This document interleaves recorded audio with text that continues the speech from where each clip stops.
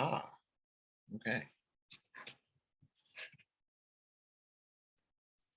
Mr. Chairman, the floor is yours. You on mute, brother. Well, thank you so much. Good morning, everyone. It is 10:05 and we're going to go ahead and get started. I'm going to call the meeting to order. I also want to thank everybody for coming out this morning and spending their Saturday mornings with us. I'm excited. I hope everybody is doing well since the last time you attended the meeting. And this is our third meeting already. So we're going to keep the ball rolling. And at this point in time, I want to make sure that we have a quorum, and I would like to ask our recording secretary if he could, Mr. Lawrence Davin, if he could take the roll. Excellent, I sure can. Tiffany L. Brown. Present. All right. John Capozzi. John Capozzi. Kevin Chavis. Kevin Chavis. I think I did see him on the line. Yeah, I'm here. Bingo, excellent. Nice to see you, brother. Lawrence Davin. Dorothy Douglas. Dorothy Douglas. Tony Duggar. Tony Duggar. Wendell Felder. Present. Councilman Vincent Gray. Councilman Gray. Lauren Grimes. Lauren Grimes. Phil Hammond. Philip Hammond. Delia Houseel. Shioma. Shioma. Alan Karnofsky. Alan Karnofsky. Deanna Lewis. Deanna Lewis. Kareem Marshall. Present. Kareem McCarney. Kareem McCarney. Brandon Scott. Here. Naprecia Taylor. Present. Present. Keith Towery. Keith Towery. Mastiki Valentine. Present. And Dexter Williams. Dexter Williams. Let me count for quorum, Mr. Chairman.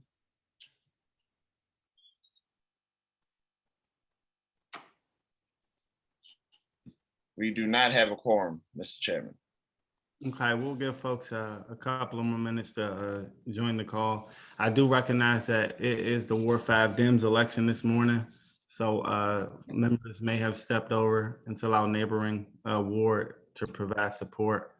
So I'll give folks a couple of more minutes and send some texts out and see if folks can get on the call. I appreciate everyone's patience.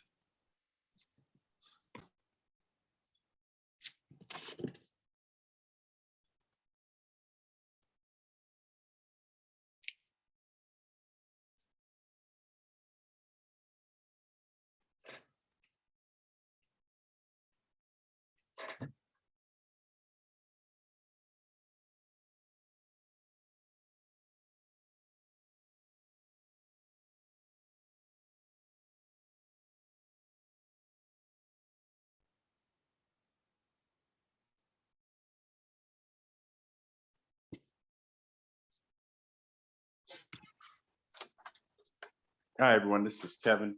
I had a question about the requirement for quorum. Do the bylaws say that we need a quorum for general membership meetings? It does, Kevin. Yeah, we're in the process of amending the bylaws to specify the different meeting requirements to have a quorum. That's a good question. Thank you for asking. And Okay. So, go ahead, Lawrence. I was gonna provide an explanation. I think just this is a opportunity to talk about this later, but we have quorum. The requirement for quorum is actually 15 members, so we do have quorum. I was doing the numbers in my head. We do have 8 folks present. So looks like we're going to go ahead and keep the ball rolling. Cool. So next on the agenda, I wanted to give residents an opportunity to take, I wanted to give residents an opportunity to take a look at today's agenda. Yesterday, the agenda went out to all of the members of the executive body. And if there's no amendments on the agenda, I approve the agenda. Next slide. Mr. Marshall, your screen is showing. Okay. sorry, technical difficulties. That's my fault.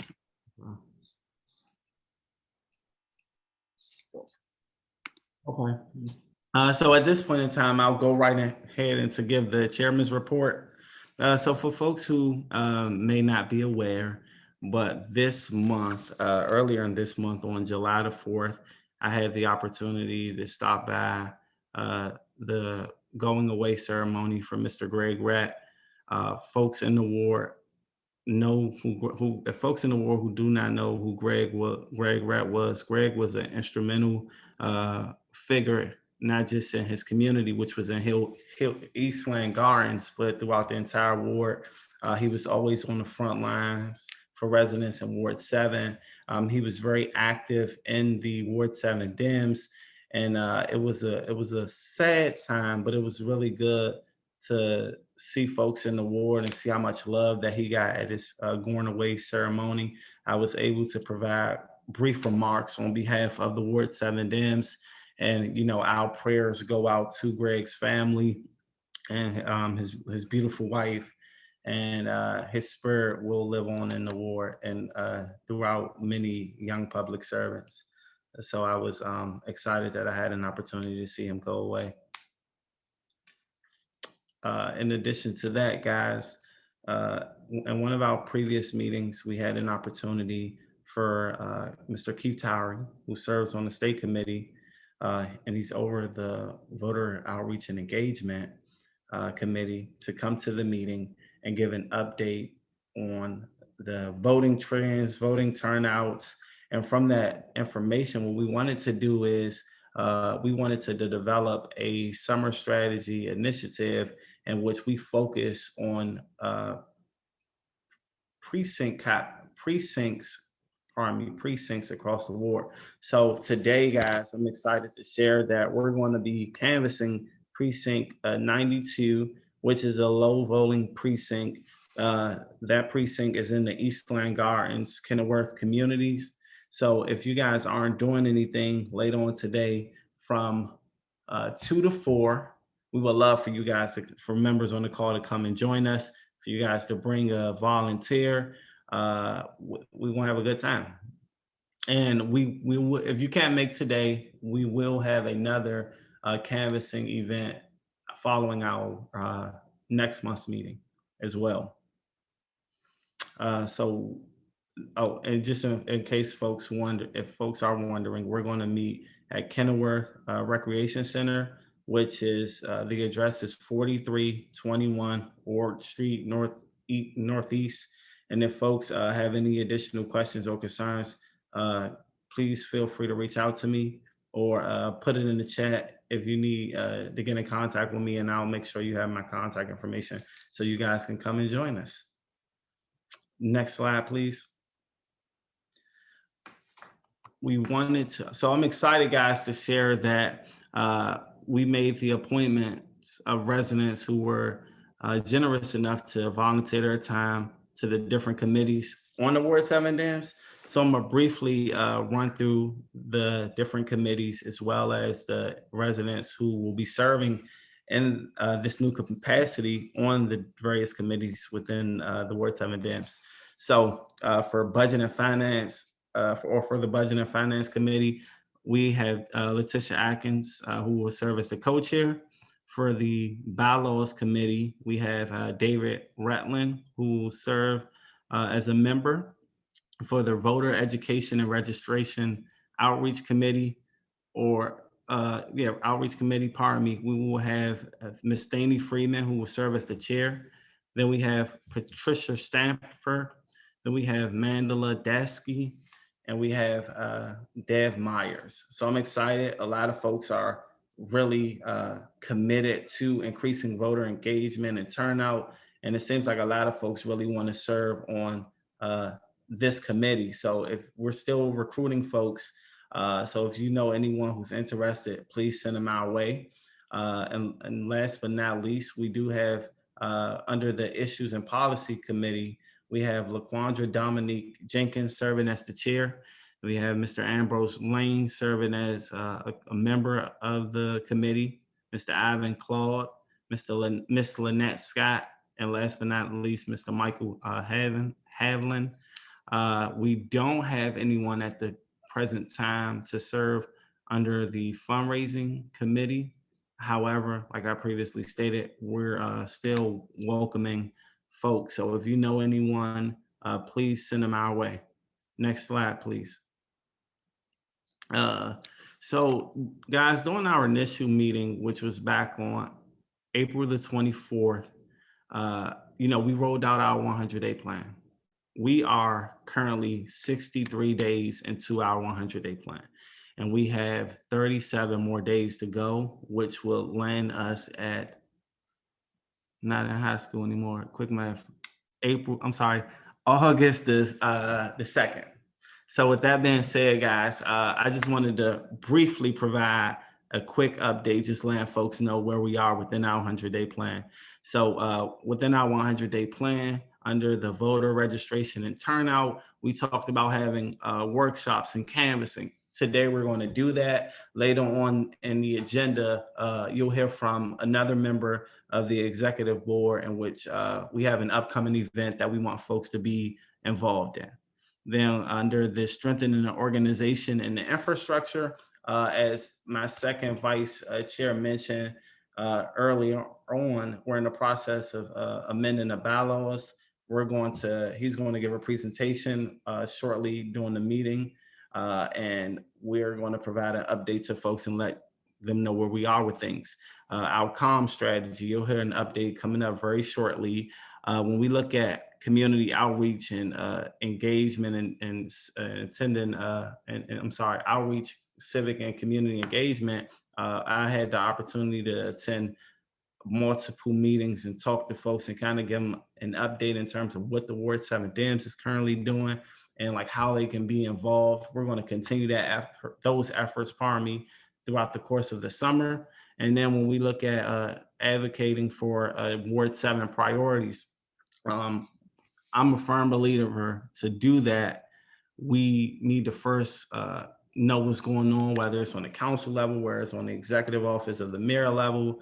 And then we're going to start having focus groups because we want to get feedback from residents, because ultimately we were elected to render a service to our residents. So stay abreast of what's going on, and more information is underway. Next slide, please. So guys, I think this is going to conclude my chairman's report, but I just want to let folks know that I am a huge advocate for standing on the shoulders of the individuals who came before me and paying my homage and my respect. And with that being said, the Ward 7 Dems organization had an infrastructure in place before I was even thought of, right? And I want to commend the former Ward 7 Dems, both Mr. Derek, as well as Mr. Derek Ford, and then Jimmy Williams for coming up with the previous Ward 7 Dems logo. But I think they are strongly encouraging us to put our own spin on things, and as a result, what we have is we want to, as a part of our comm strategy, we wanted to rebrand the logo, but we wanted to hear from folks from the community, and we want to take a poll on what logo do you guys like the most? So I know that there's a link that is being placed in the chat, and I'm going to give folks 30 seconds to pick what logo works best for them, which one they like the most. Hold on for me, Mr. Chairman. Hold on, everybody. We're having some technical difficulties with the polling really quickly, and it is just launched. There we go. Okay. Thank you, Recording Secretary. This is tough. I don't even know which logo I want to use. Point of order, I have a question. Since the executive, by the executive members are co-hosts, we cannot vote. So how will our vote be recorded? You can send them to me Okay, privately, and I will record them like that. thank you.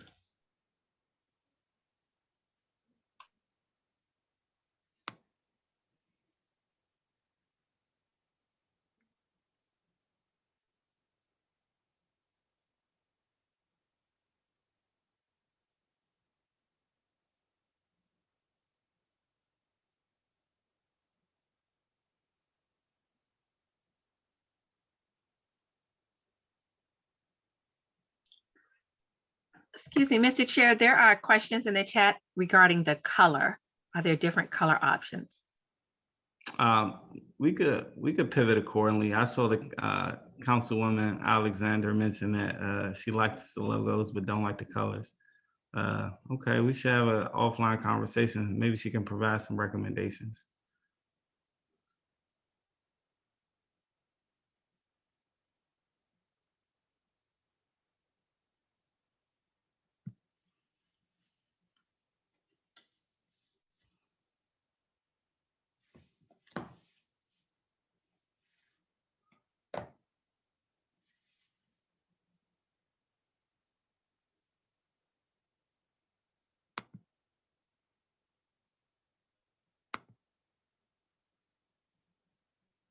Well, it looks like option number 2 is in front right now. And I guess we're gonna keep this conversation going, but you know, it's good to get feedback from residents in terms of like, you know, what works best for them and what they like the most. So I appreciate you guys or everyone who took the time to fill out the survey. But we're gonna keep things rolling, and I'm pretty sure that in our July meeting we'll have an update, a final update. So next slide, please. So next on the agenda is officers and committee reports. So at this point in time, I want to ask our recording secretary if he can kick us off. Hello, everybody. It's me again. So our last meeting minutes goes as follows. We were called to order at 10:05. We did have a quorum. For the committee reports for last meeting, I'm the recording secretary, reviewed the minutes from the last meeting. The first vice chair spoke on opportunities to join committees. The second vice chair discussed the process on how precinct captains were selected. We also noted that precinct 95 was still vacant, and precinct 132 was also vacant and was missing from the list. And the sergeant of arms moved to approve the minute meetings from the last public meeting. And the motion was passed. We also heard presentations from a couple of folks about ranked choice voting. We also had a question and answering session. Moving on to old business. We were still in the process of amending the bylaws. More information was to be given at today's meeting. Moving into new business, our first vice chair reviewed the annual plan and asked for feedback. And also our treasurer did an overview of the proposed budget. As of last meeting, there was $1,157.18 in the account, and we received a check for $403.40. There were no community announcements, and the meeting was adjourned. That ends my report, Mr. Chairman.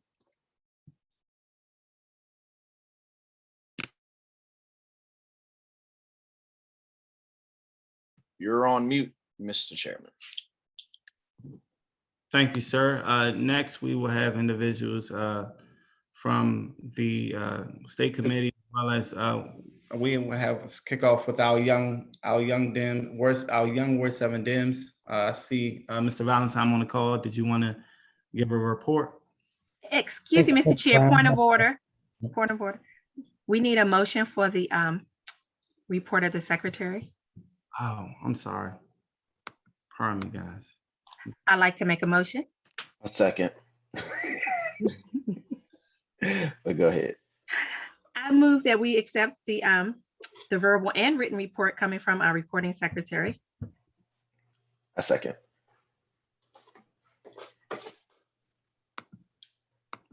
All the roll. Tiffany Brown,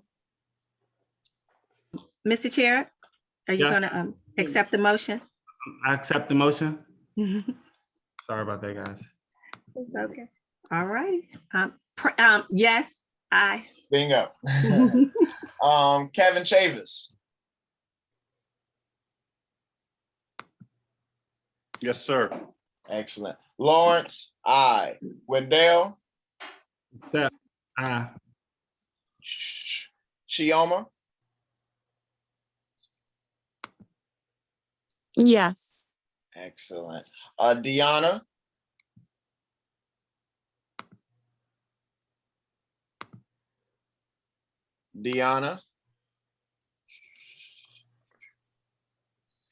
Kareem, Aye.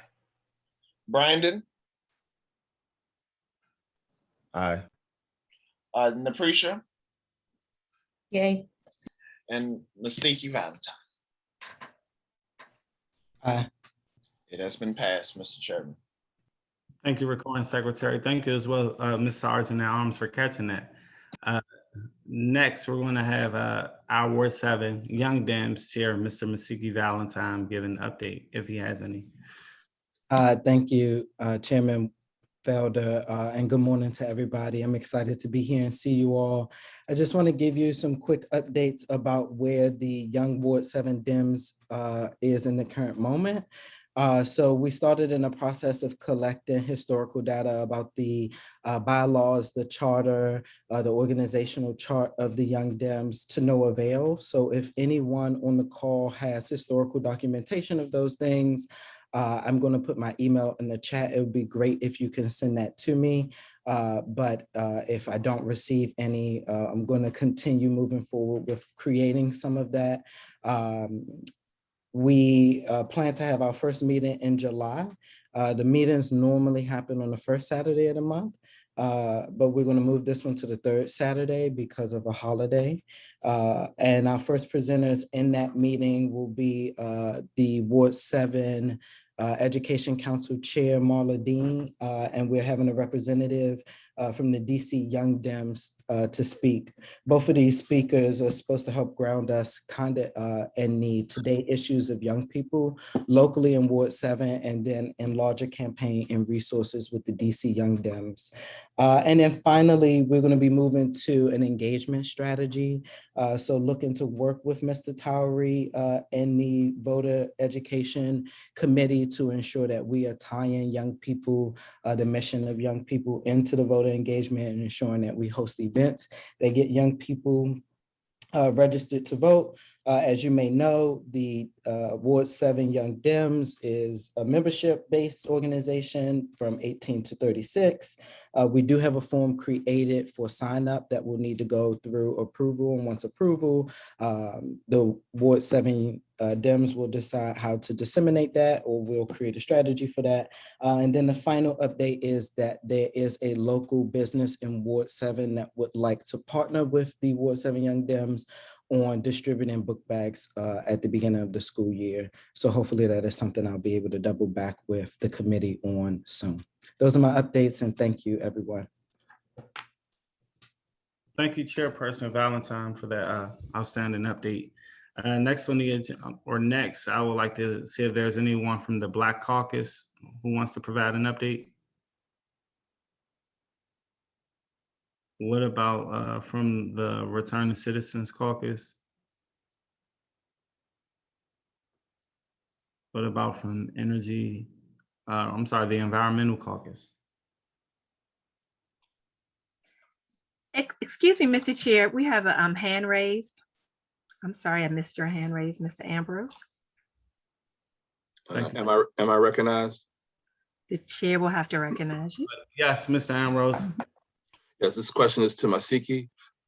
So Masiki, I don't know if anybody else on this call knows, but the vaccination rates for Ward 7 and Ward 8 communities, persons aged 12 to 15 is under 10%.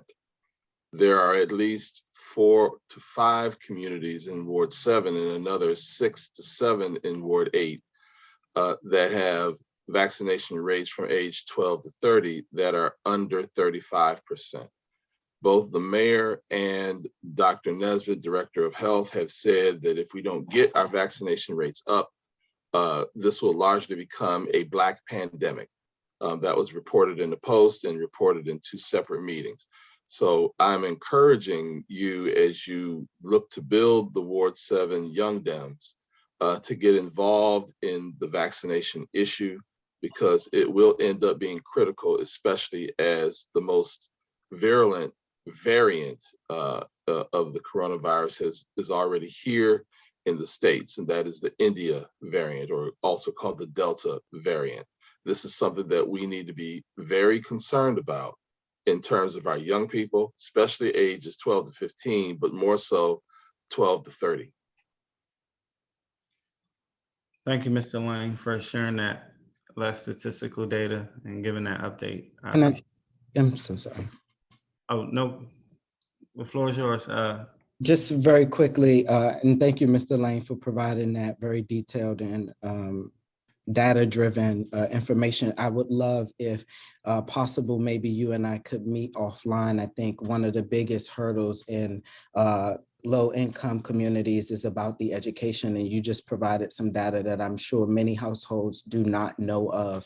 Many things you just said I did not know of. So if we can find a way to get the information out to families, to children, to youth, so that way they understand the urgency behind why getting the vaccine. I myself am vaccinated. Why getting the vaccine is important. I would love to be able to put that on with you. That's good. And also, I'm sorry, I failed to mention that the mayor granted 7 organizations grants to do major outreach between now and Labor Day. Marshall Heights Community Development Organization is one of those organizations that received grant money. The grants are for hiring people, I think up to 25 persons, and Dave Retland can certainly provide more details on this, but hiring up to 25 people to go out into the community and knock doors. They're talking about trying to knock 10,000 doors per day, and that's throughout Ward 7 and 8. So just be on the lookout for that. Okay, thank you so much.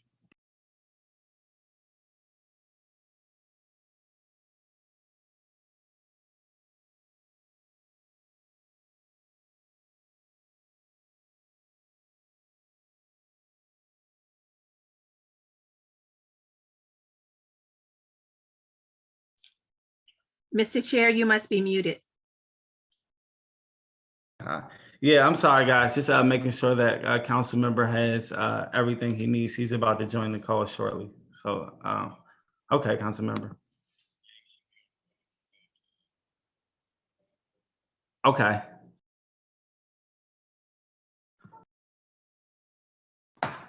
Can everyone hear me? Can everyone hear me? Yes, we can hear you. Okay, great, guys. Well, it seems like there's no additional committee reports at this point in time. We're gonna go to the next slide, please. So guys, what we're going to do is we're going to, I just got off the phone with the council member Gray, and he's running behind. So what we're going to do is we're going to switch the order. We're going to have council member White speak first, and then that way give the council member Gray an opportunity to join the call. So council member White, is that okay with you? Absolutely, Mr. President. Let me give you just a quick introduction.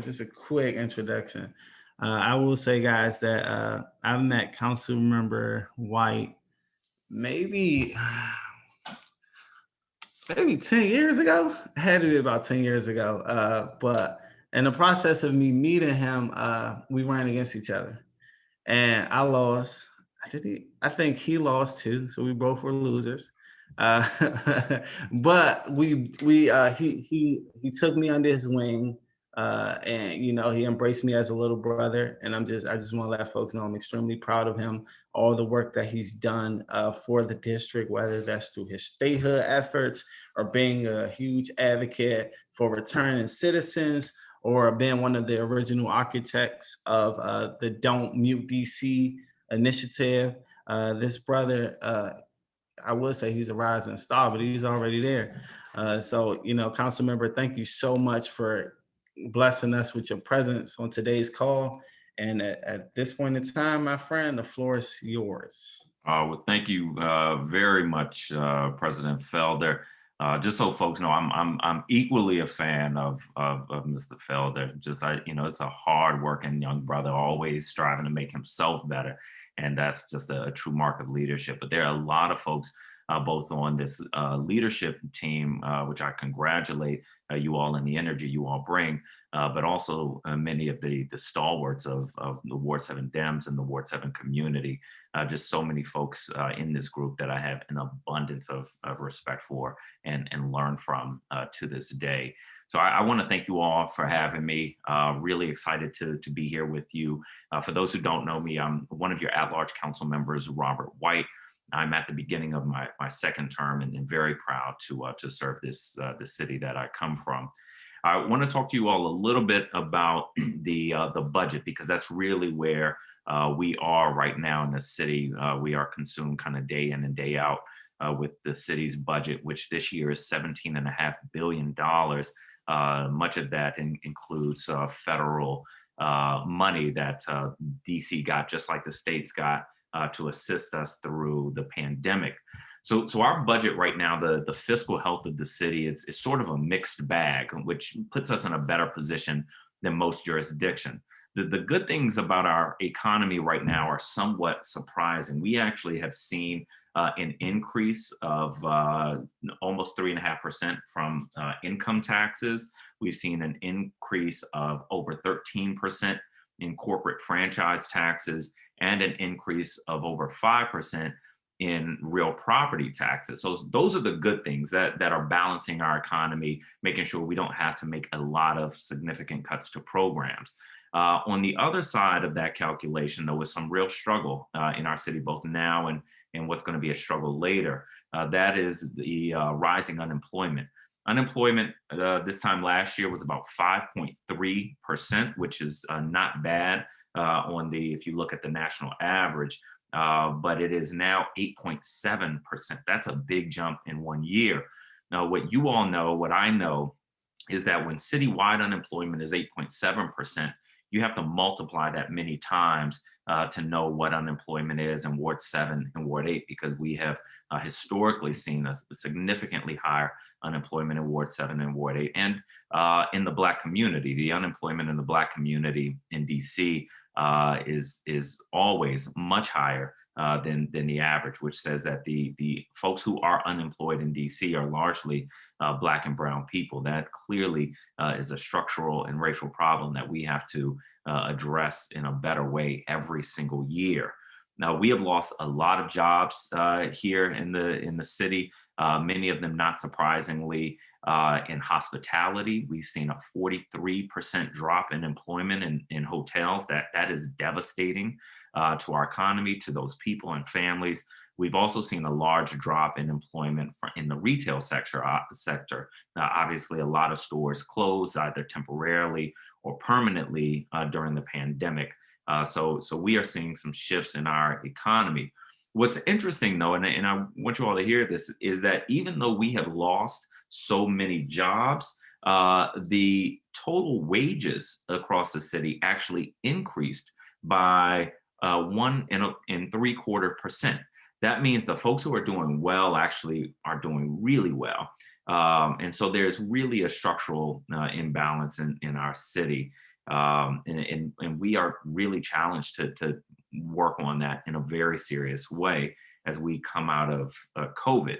Now, as I mentioned earlier, despite all the job loss that we've seen, our budget is actually bigger this year than it was last year. A lot of that is due to the $2.5 billion in sort of bailout money that DC got from the federal government, and that is sprinkled across our budget. So, there's some things that I've been working on in this budget that I really lobbied the mayor on as she was preparing her budget recommendation, and very, very happy, pleased, proud that she included these.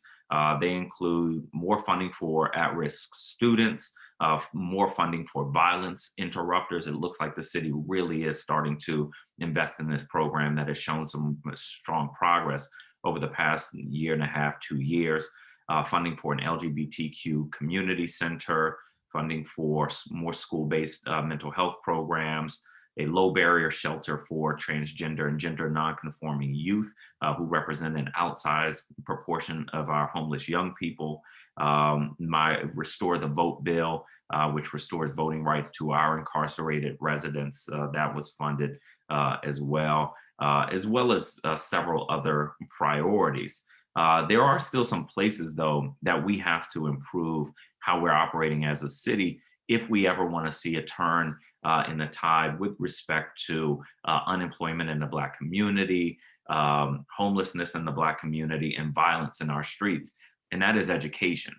There is just no shortcut to the problems that we have, the problems of inequity, the problems of violence. There's no shortcut.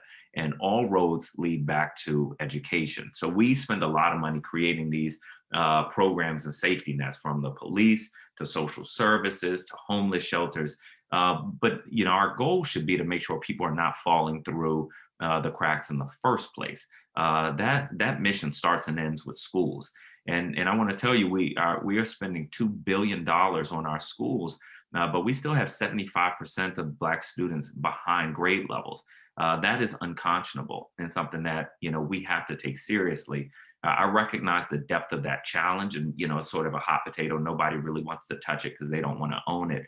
But at the same time, we owe more than we are giving to our young people, particularly young people of color. So I've really been an advocate for us stepping up in our education efforts, for us having some of these more difficult conversations about what is working and what's not working. We don't have to throw everything out, but we do have to do some things drastically differently. And I know I've been making a lot of people upset with the way I've been pushing on education, but that is what I'm here to do. People didn't elect me to kind of sit in the corner and be quiet.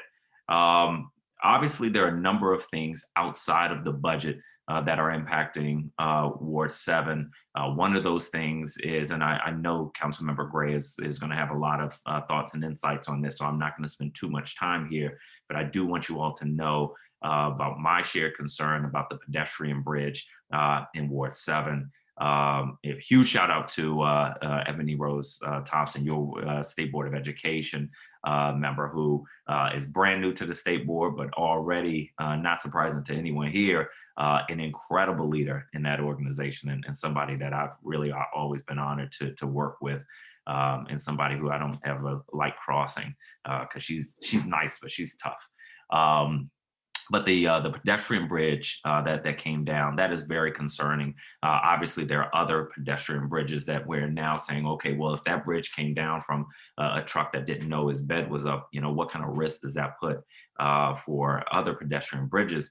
It also re-highlights, the history of transportation and infrastructure where it intersects with racism. We have parts of the city, now Deanwood and many other communities are separated by this highway, and we have to make sure now residents can get back and forth. So, we have to get this a new bridge up very quickly. I'm committed to that. I know Councilmember Gray is working on that. Another thing relevant to your work and goals for the community is the Department of General Services. It's coming to Ward 7. I am committed to making sure, as I know Councilmember Gray is as well, that this is a successful transition, that this helps spur economic development, and that we really get one of our largest agencies to Ward 7, and that this increases retail opportunities and other opportunities for the ward that are long overdue. Finally, well, let me do this. Let me end there because I do want to leave time for questions. I don't want to kind of drone on for too much. But let me start with, Mr. President, if it's okay. I see a question has already come in. Is it okay if I jump onto that question? Absolutely. Wonderful. So the question from David Redlin is about the halfway house. Concern is that it's the second largest halfway house in the country. That is large. Advise if I'm currently actively engaged with the Department of Justice Bureau of Prison and Congresswoman Norton's office to reduce the size. I have been, in contact with the Bureau of Prisons since I've been elected. I will tell you, though, the Bureau of Prisons has never been very responsive to the District of Columbia elected officials, both through the Obama administration and the Trump administration. I think that we have more allies now here in the Biden administration than we have in the past. So I'm pursuing some avenues to get more responsiveness from the Bureau of Prisons so we can work through this. The halfway house right now, for many of you know, some may not know, we had a halfway house for many years called Hope Village. That was, in my opinion, not serving the needs of returning citizens well enough, but it was our only option. When they closed, when Hope Village closed, our residents, all men returning from incarceration, had to go outside of DC. Most of them are going to Baltimore now, which means they can't be in our community looking for jobs, looking for housing. We have really stymied their reentry. The Bureau of Prisons has told us that this is, if this new halfway house doesn't open, they're going to give up on opening a DC halfway house. That will be devastating for families. It will be devastating for crime. It will be devastating for homelessness. So even though this halfway house, I see no other, option for this halfway house. I don't think that this halfway house has to be incredibly long-lived. So what I am working on is forcing the city to undertake a study to finally, instead of all the wards playing kind of hot potato, everybody saying we don't want this large halfway house and everybody else says we don't want it either. We need to divide this into smaller halfway houses separated across the city in every single ward. I can't snap my fingers and make that happen. We have to identify properties. We have to push all the ward council members to really coalesce around this. But this is something I'm actually trying to get done in this budget because I want to give some assurance to Ward 7 that if this halfway house goes live, that it's not going to be stuck there forever and that we can put a time certain when this large halfway house contract will end and we will spread out these services across the city. So what I'm working on now is a way to make sure we get that done within the next year. And that will provide, I think, clarity and comfort to people around the city. And happy to take any other questions. Thank you so much, Council Member. I'm gonna ask our Sergeant at Arms if she can read off the questions in the chat. You have time, maybe 8 minutes or so for questions.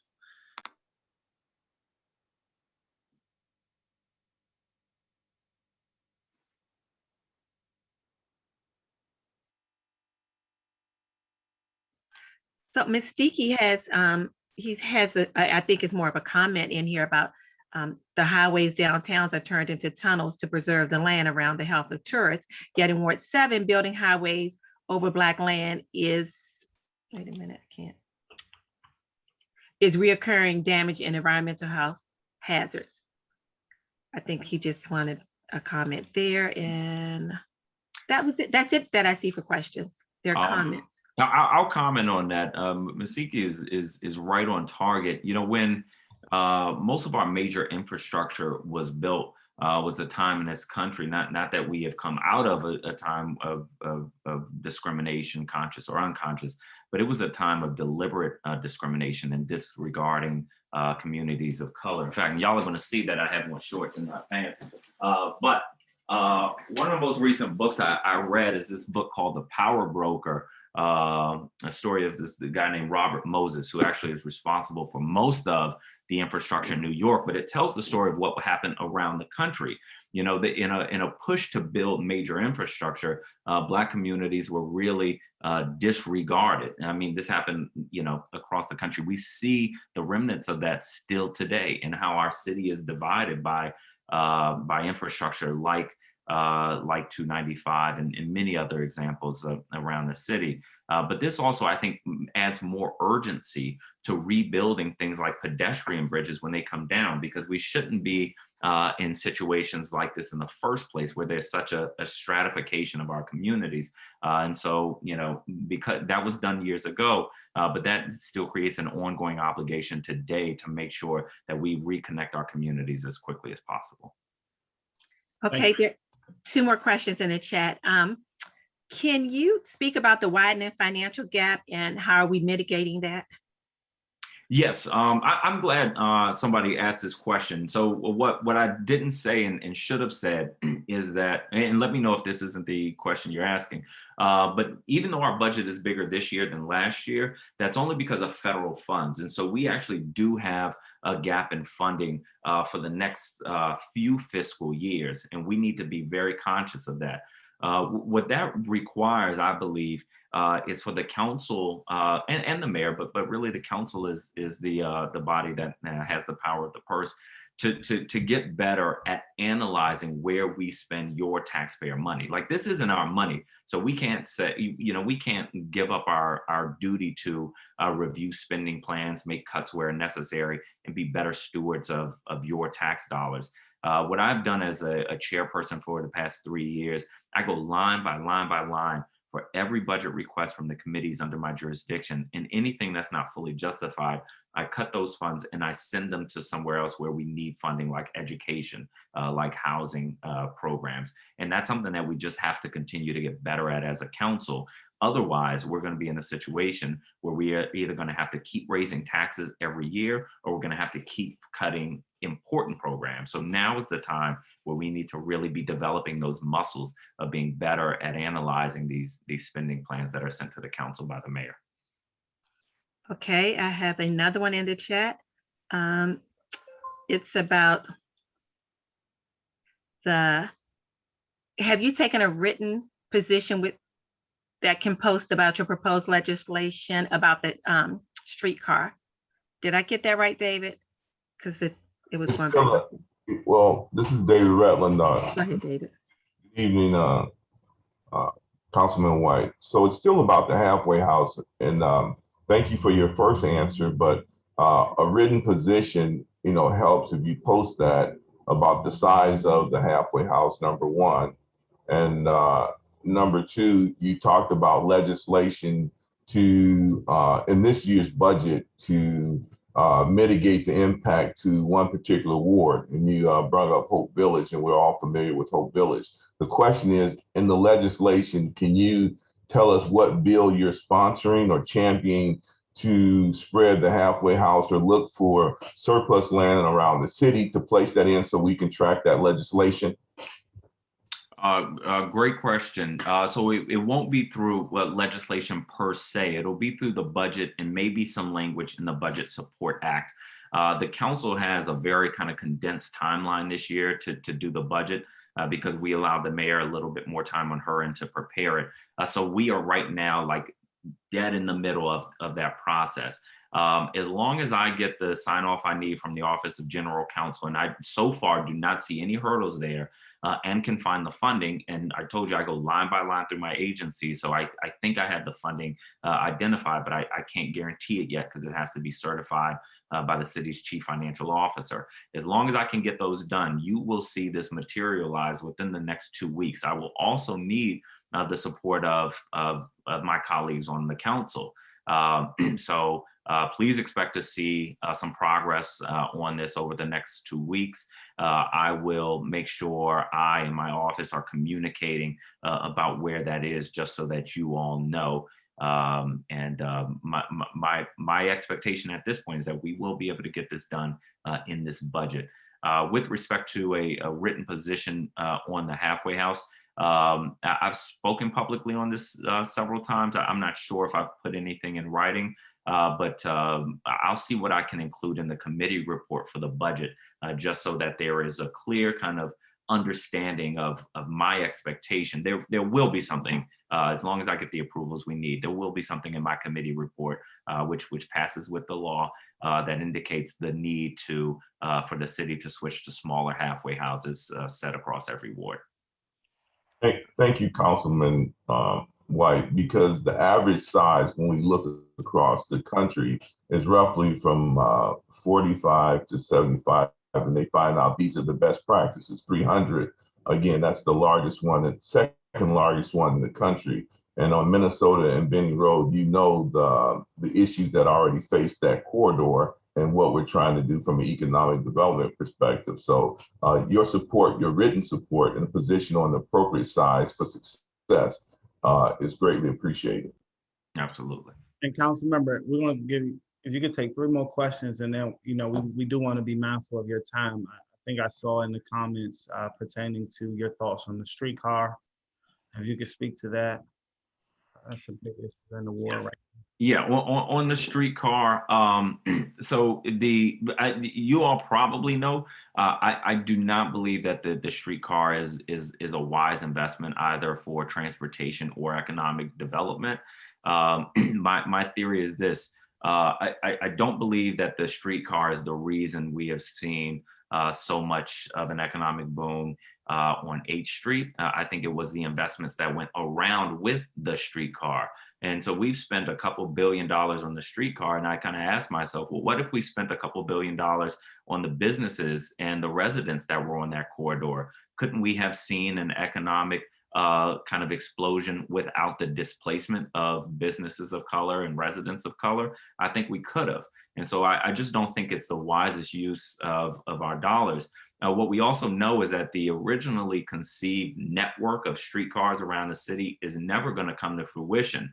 So, you know, I just don't think, you know, continuing to spend more and more billions of dollars on a transportation concept that has not shown itself to work is the best investment of money for Ward 7 or for the city. That said, I'm not currently a resident of Ward 7. I, you know, lived there before, but I'm not currently a resident of Ward 7. So, you know, I do my best to listen to balance kind of, you know, my views with the needs and desires of community. So I don't think it's the wisest investment. I'm not going to go out of my way to stop the streetcar. Last year, I thought that, you know, the condition, the current right now daily condition of our public housing was more urgent than the streetcar. The now former head of the Department of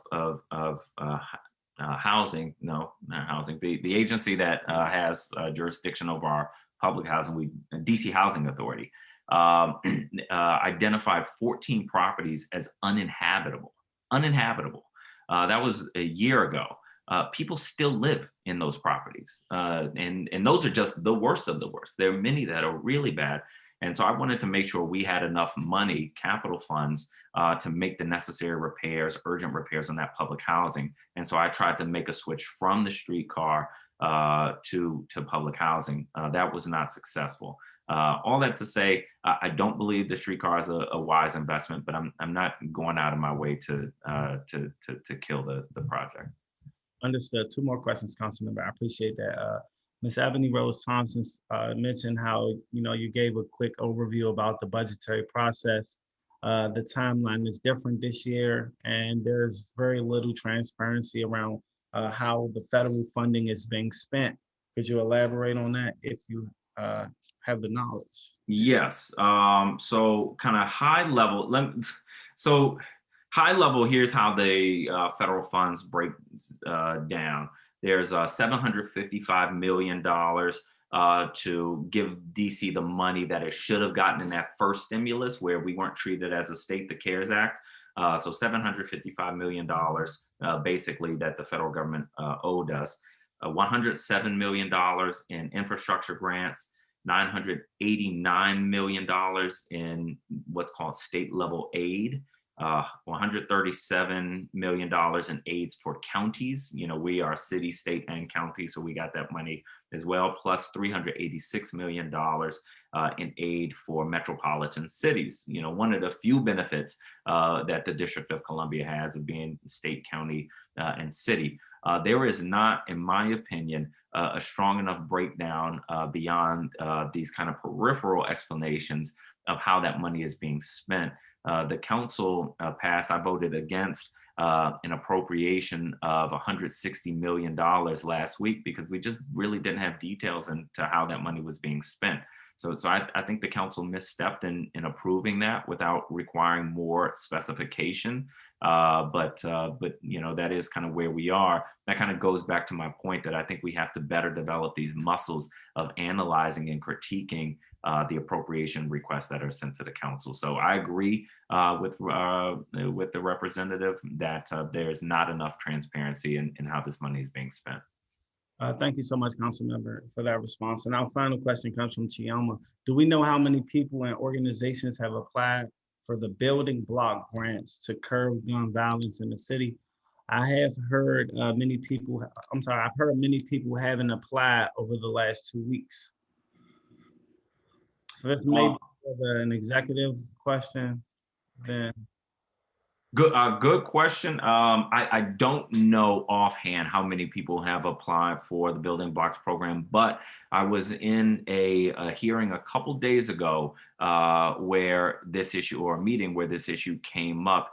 And my expectation that I expressed to the administration is that if people are having difficulty applying for this program, that the administration should be assisting.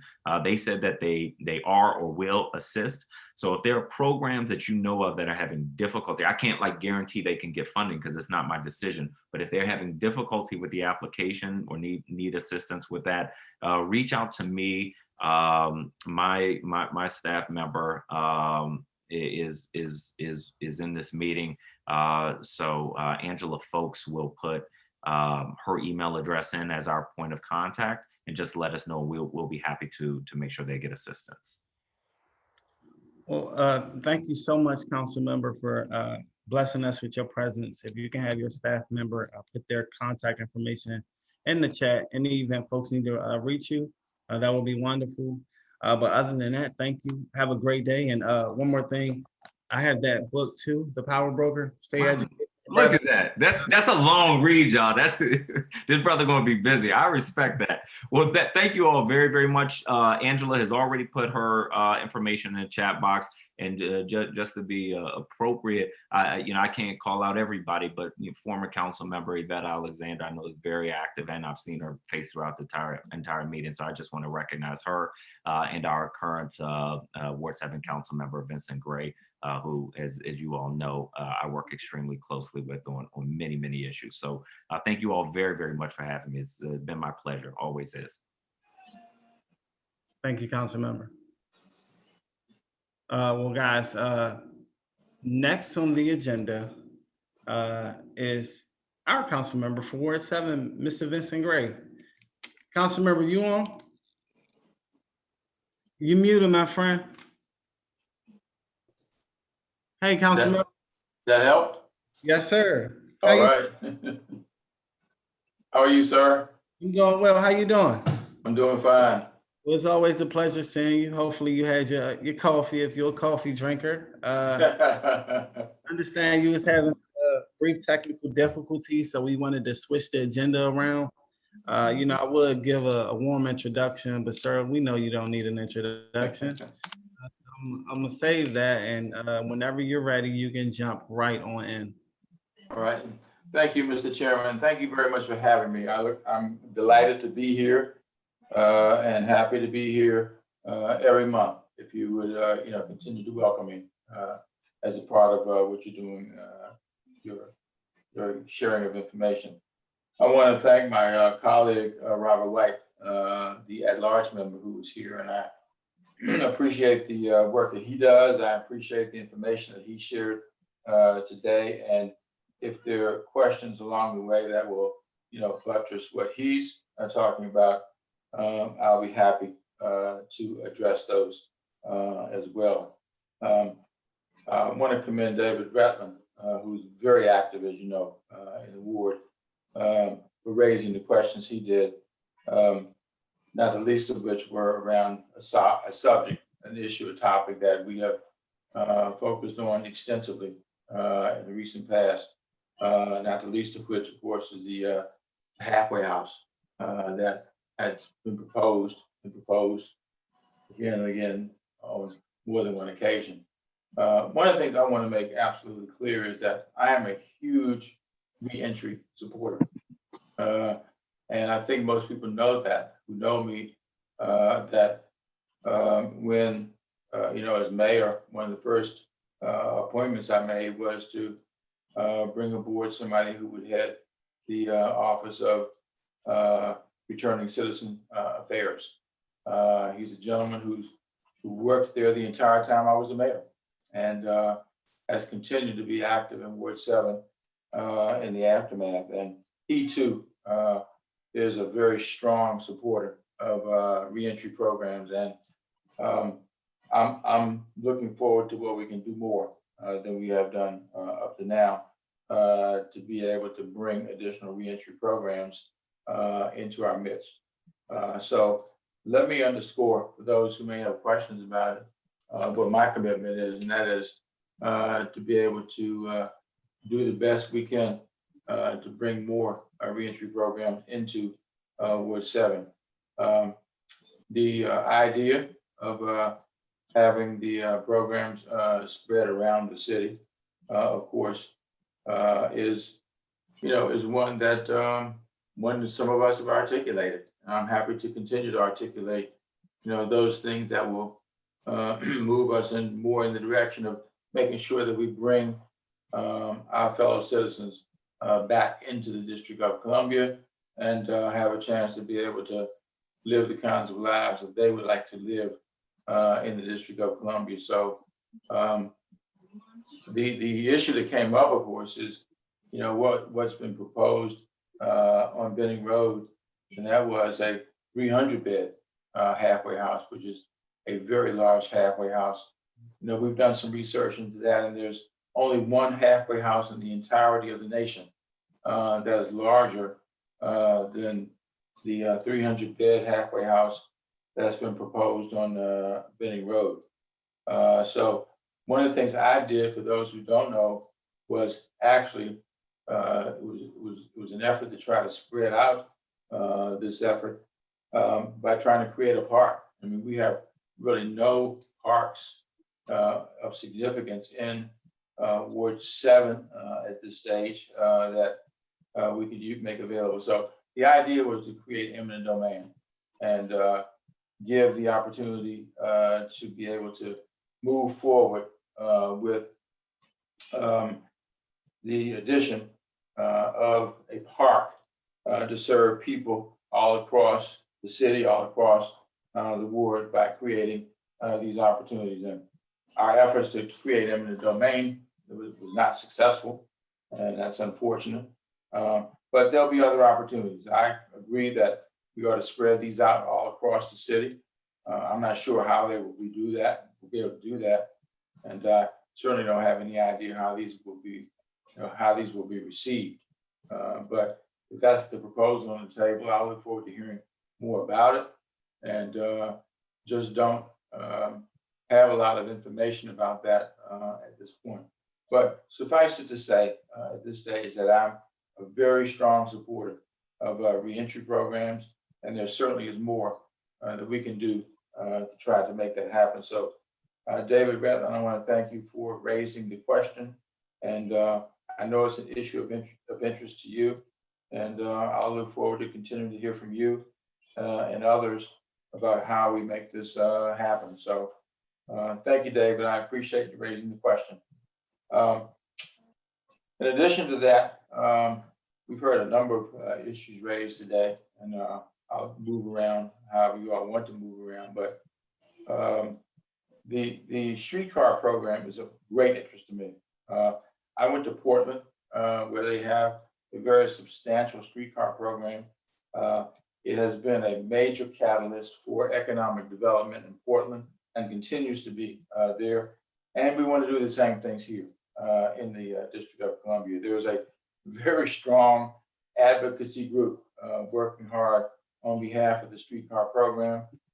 They have a very strong group right here in Ward 7 that people participate in. I've attended the meetings. I've interacted with the folks who are part of the group, and we look forward to continuing to work with them. The budget contains a number of items for the streetcar program at this stage, and this advocacy group that I mentioned has been very active in continuing to make that an issue of theirs. And I am continuing to look forward. I'm continuing to work with them to try to bring the streetcars program to Ward 7. We've talked a lot about the Benning Road Metro Station, which is the first stop of the in Ward 7 of the streetcar program, and it will go all the way out to East Capitol Street as a part of extending yet another mode of transportation to our folks in Ward 7. So I'm looking forward to supporting it. There's a lot of federal money that's going into it at this stage, and a lot of advocacy, as I indicated. We've been working closely with the current DDOT director, who's the interim director, Everett Lott at this point, and his staff to be able to bring more opportunities for people to fully understand the streetcar program to Ward 7 and to extend it further in the city. There's been a number of efforts discussed about taking it all the way west of on the west side of the District of Columbia. Whether that happens or not remains to be seen. But for those who know Michael Havlin, he's the person who has been very active involved in helping to organize the advocacy group.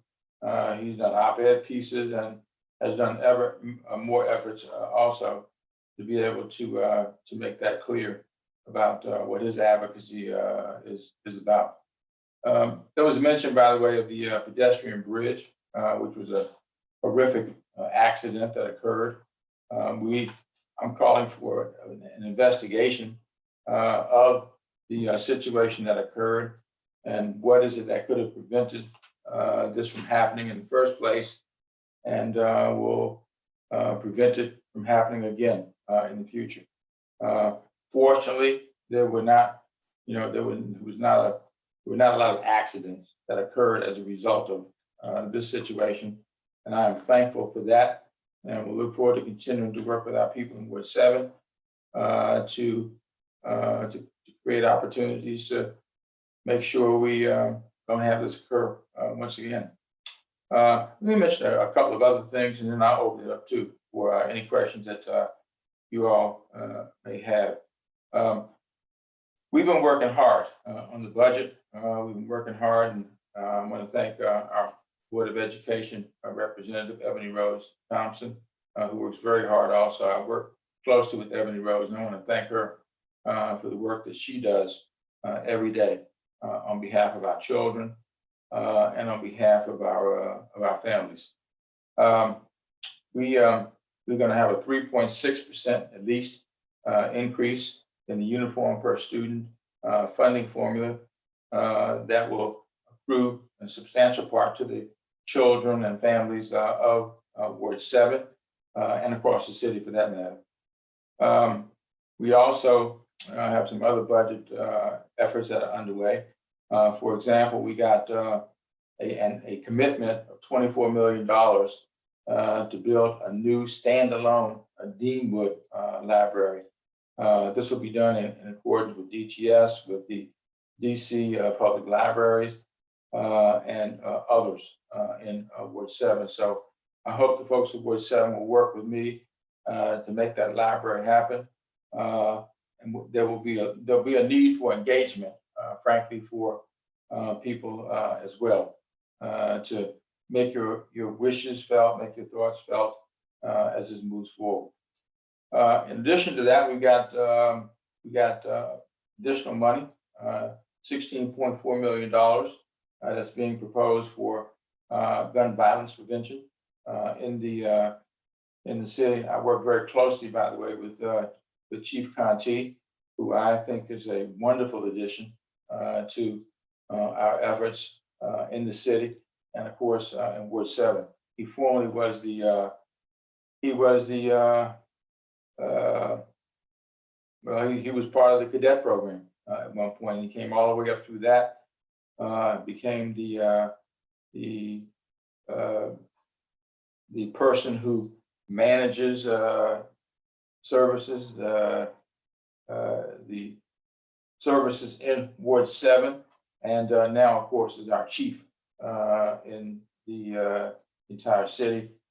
He's somebody that should be supported, somebody who I support, and hope we look forward to working with him. Just a couple of other things, and then I'll slow it down for any questions you may have. We're looking forward to adding more healthy food in Ward 7. And we've got some options that are coming forth with us. We just opened the Skyland Center, which now will have, when it's finished, it will have 470 new units of housing there. There's more retail that's coming. There's a new full service grocery that's coming there with Lidl, and I'm excited about that. But that's not all. We've got the Northeast boundary, Northeast efforts, Northeast boundary efforts that are being created to create more food services access. And we're working on the Eastland Garden area also. That was supposed to be the site of a Walmart, and that it never materialized. Walmart just walked away, left us holding the bag in Ward 7. But in the meantime, we now have some work going on that we believe is going to result in the work within Eastland Garden. So we may have as many as 3 new grocery stores, full service grocery stores in Ward 7. And I am very, very excited about that. And I'll be happy to answer any questions that you may have about that. We expect, if everything goes well, we expect there to be a $50 million TIF, tax increment financing instrument, that will be available to address what now is called the East River Park. And that will include a new full service grocery store right along Minnesota Avenue. So those who I've talked to have asked me questions about it.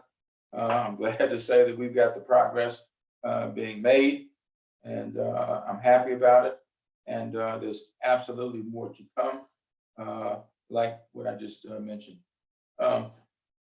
Couple of other things, and then I'll stop and answer any questions that you may have. We are investing more. I've been heavily invested, working since I returned to the elected position in the city around school-based mental health services. We've been working closely with advocates, with a lot of people, and we have now $5.8 million of additional funding to be able to expand the school-based mental health program. That will be a nice addition. We don't know whether that'll be added to, but if it does, then I'll be excited about that. So many of our children have been traumatized during this COVID-19 period, and we are simply working to try to continue to address that. You know, a number of you know that I sponsored, introduced legislation to expand early education opportunities in the city. And one of those was the Birth to 3 program that now has been fully supported by the council. It is not fully funded yet. I want to make that clear. We're continuing even during this budget period to try to add additional funding for the program. And we're working hard to make sure those opportunities will continue to be available to our very youngest children. I was excited to be at for Educare.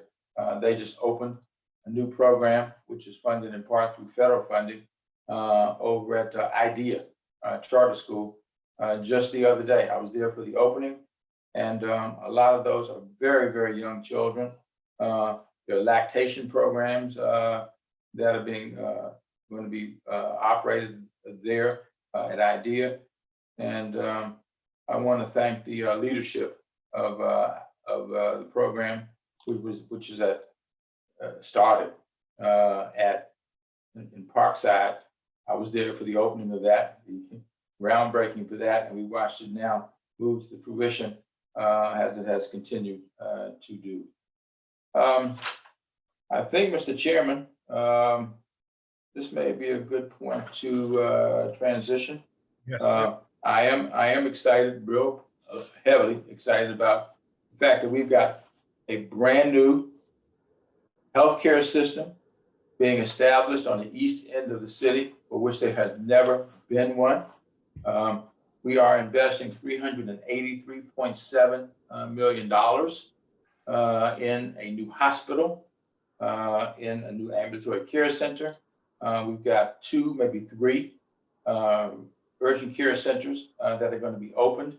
All of this is going to happen this was approved a year ago. So we're moving to try to make this happen within 3 years, which would be the timeline that we're operating on. The architects have already been engaged. The contractor has been selected. The site will be for the new hospital will be on the grounds of St. Elizabeth's, which is a massive site that will be wonderfully well suited to being able to bring these new healthcare services to Ward 7 and of course our friends in Ward 8 as well. So I'm excited about it, and the numbers of people that will be served will be absolutely exhilarating, will be uplifting, and I'll be happy to answer any questions that folks may have about that, Mr. Chairman. Well, thank you so much, Council Member. In the interest of time, we're going to take just 3 questions or so for the Council Member. In the interest of time, I want to be respectful of folks spending their Saturdays with us. So I try to stay on schedule, but I do see, I'll pass it to the Sergeant at Arms to do her job. All right. Good morning, Council members. So there's a question that states, there's a lot of economic development in Ward 7. What are your thoughts or steps to ensure that long-term residents who have been here asking for the same amenities won't be displaced?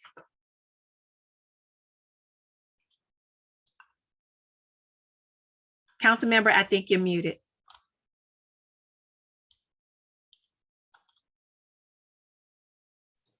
Is that better, Tiffany? Yep, that's better. Yeah. Okay, thank you so much. Anyway, no, we're not looking to displace anybody.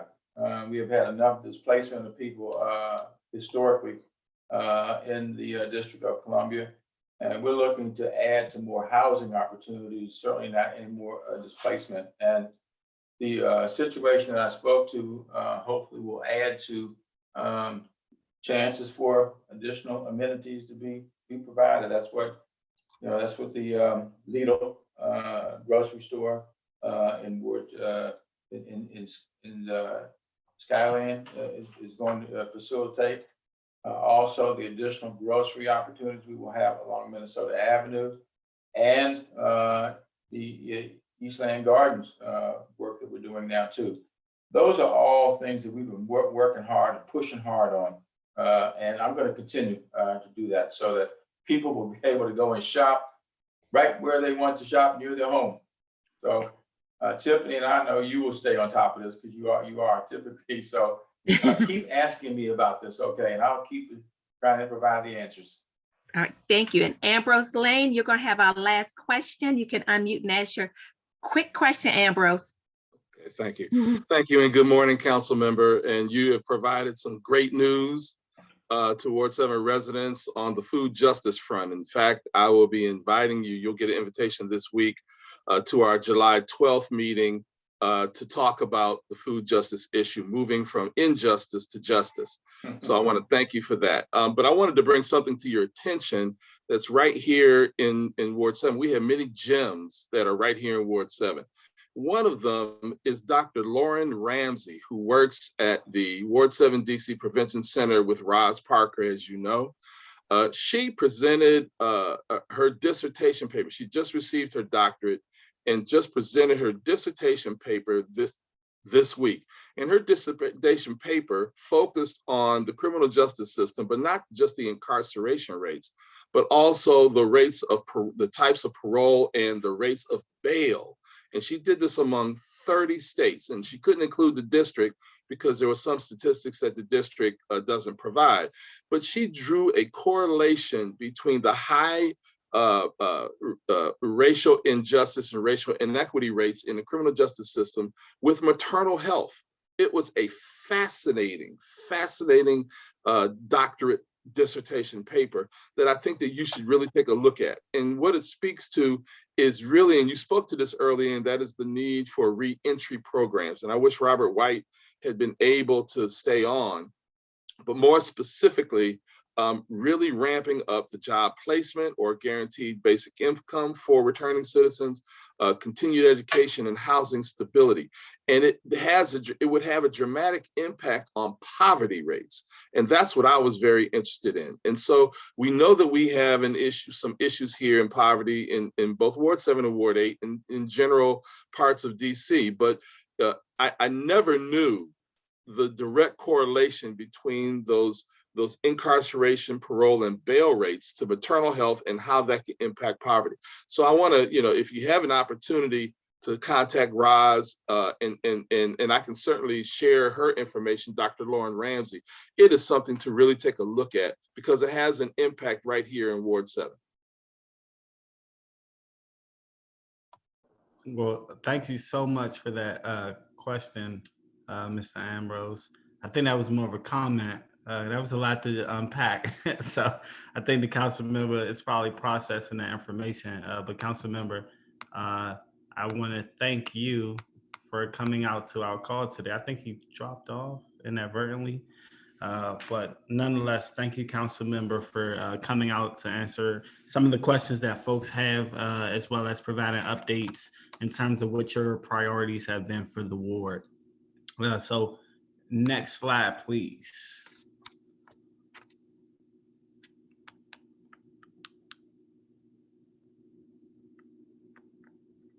Next slide. All right, so acting, there we go. Okay. So next on the agenda, guys, next on the agenda is it's old business. And I'm going to ask if our treasurer, Mr. Brandon Scott, could speak to this agenda item. Hello, everyone. Good morning. My name is Brandon Scott. Hopefully you all are doing well and staying safe. I look forward to being able to talk to you all a little bit about the budget. I'll be fairly brief. I did ask for about 7 total minutes. I have quite a bit of information that I'll speed through, but I speak pretty rapidly, so that shouldn't be a problem. Next slide, please. The finances for the overall budget have not changed. They continue to remain the same. We still have the same $403 that were deposited, and $1,500 still remains the current balance. There are a couple action items, or 3 action items, that we're going to need to take, but that is all going to be unpacked in the course of this overall presentation. However, one of the things that I want to really reiterate to you, let's go back to the previous slide. One of the things I want to really reiterate to you is the need for the organization to have the necessary funding in order for us to move forward as an organization. So one of the things that I'm going to do is put in the chat here is I'm going to put a link to our website so that way you all can go on there directly, and for the course of our meeting, for you all to go in and donate, whether that's $10, $15, $20, whatever it is that your heart desires, or whatever is placed on your heart to make a donation. We're asking, or I'm asking, that you guys go to the website and go ahead and make that donation today. In fact, as long as this meeting is up, and I see that we're also live on Facebook, I want to reach out to everyone out there in the kind of the social media world that as you all know, just more information about me kind of personally, I'm a real estate agent and an investor. So one of the things I'm going to do up to the end of the month of June is I will be matching dollar for dollar every contribution made up to $1,000. So make sure you get your donations in today, because we want to make sure the organization has what is needed in order to be successful. So now we're here on the budget. And one of the things about the budget is that we're going to need to make sure that you guys have a clear understanding of what we're looking at. So here's the budget outline, and we've divided this into the categories. The 1,000 category is going to be our assets. You'll see the item there highlighted in red is going to be reflective of the savings account. Now, we are projecting, different from our previous administration, is that we are allocating 15% of all monies that are going to be incoming to savings. That is right. That means every 15% of every dollar that comes in is going to go into a savings account. And that means that at the end of the year, we're projecting to have just under $3,300 that'll be available to us. During the course of the year, we're anticipating, looks like we lost the presentation. During the course of the year, we're expected to make about $17,000 or just under spend about $18,000 in overall operational costs.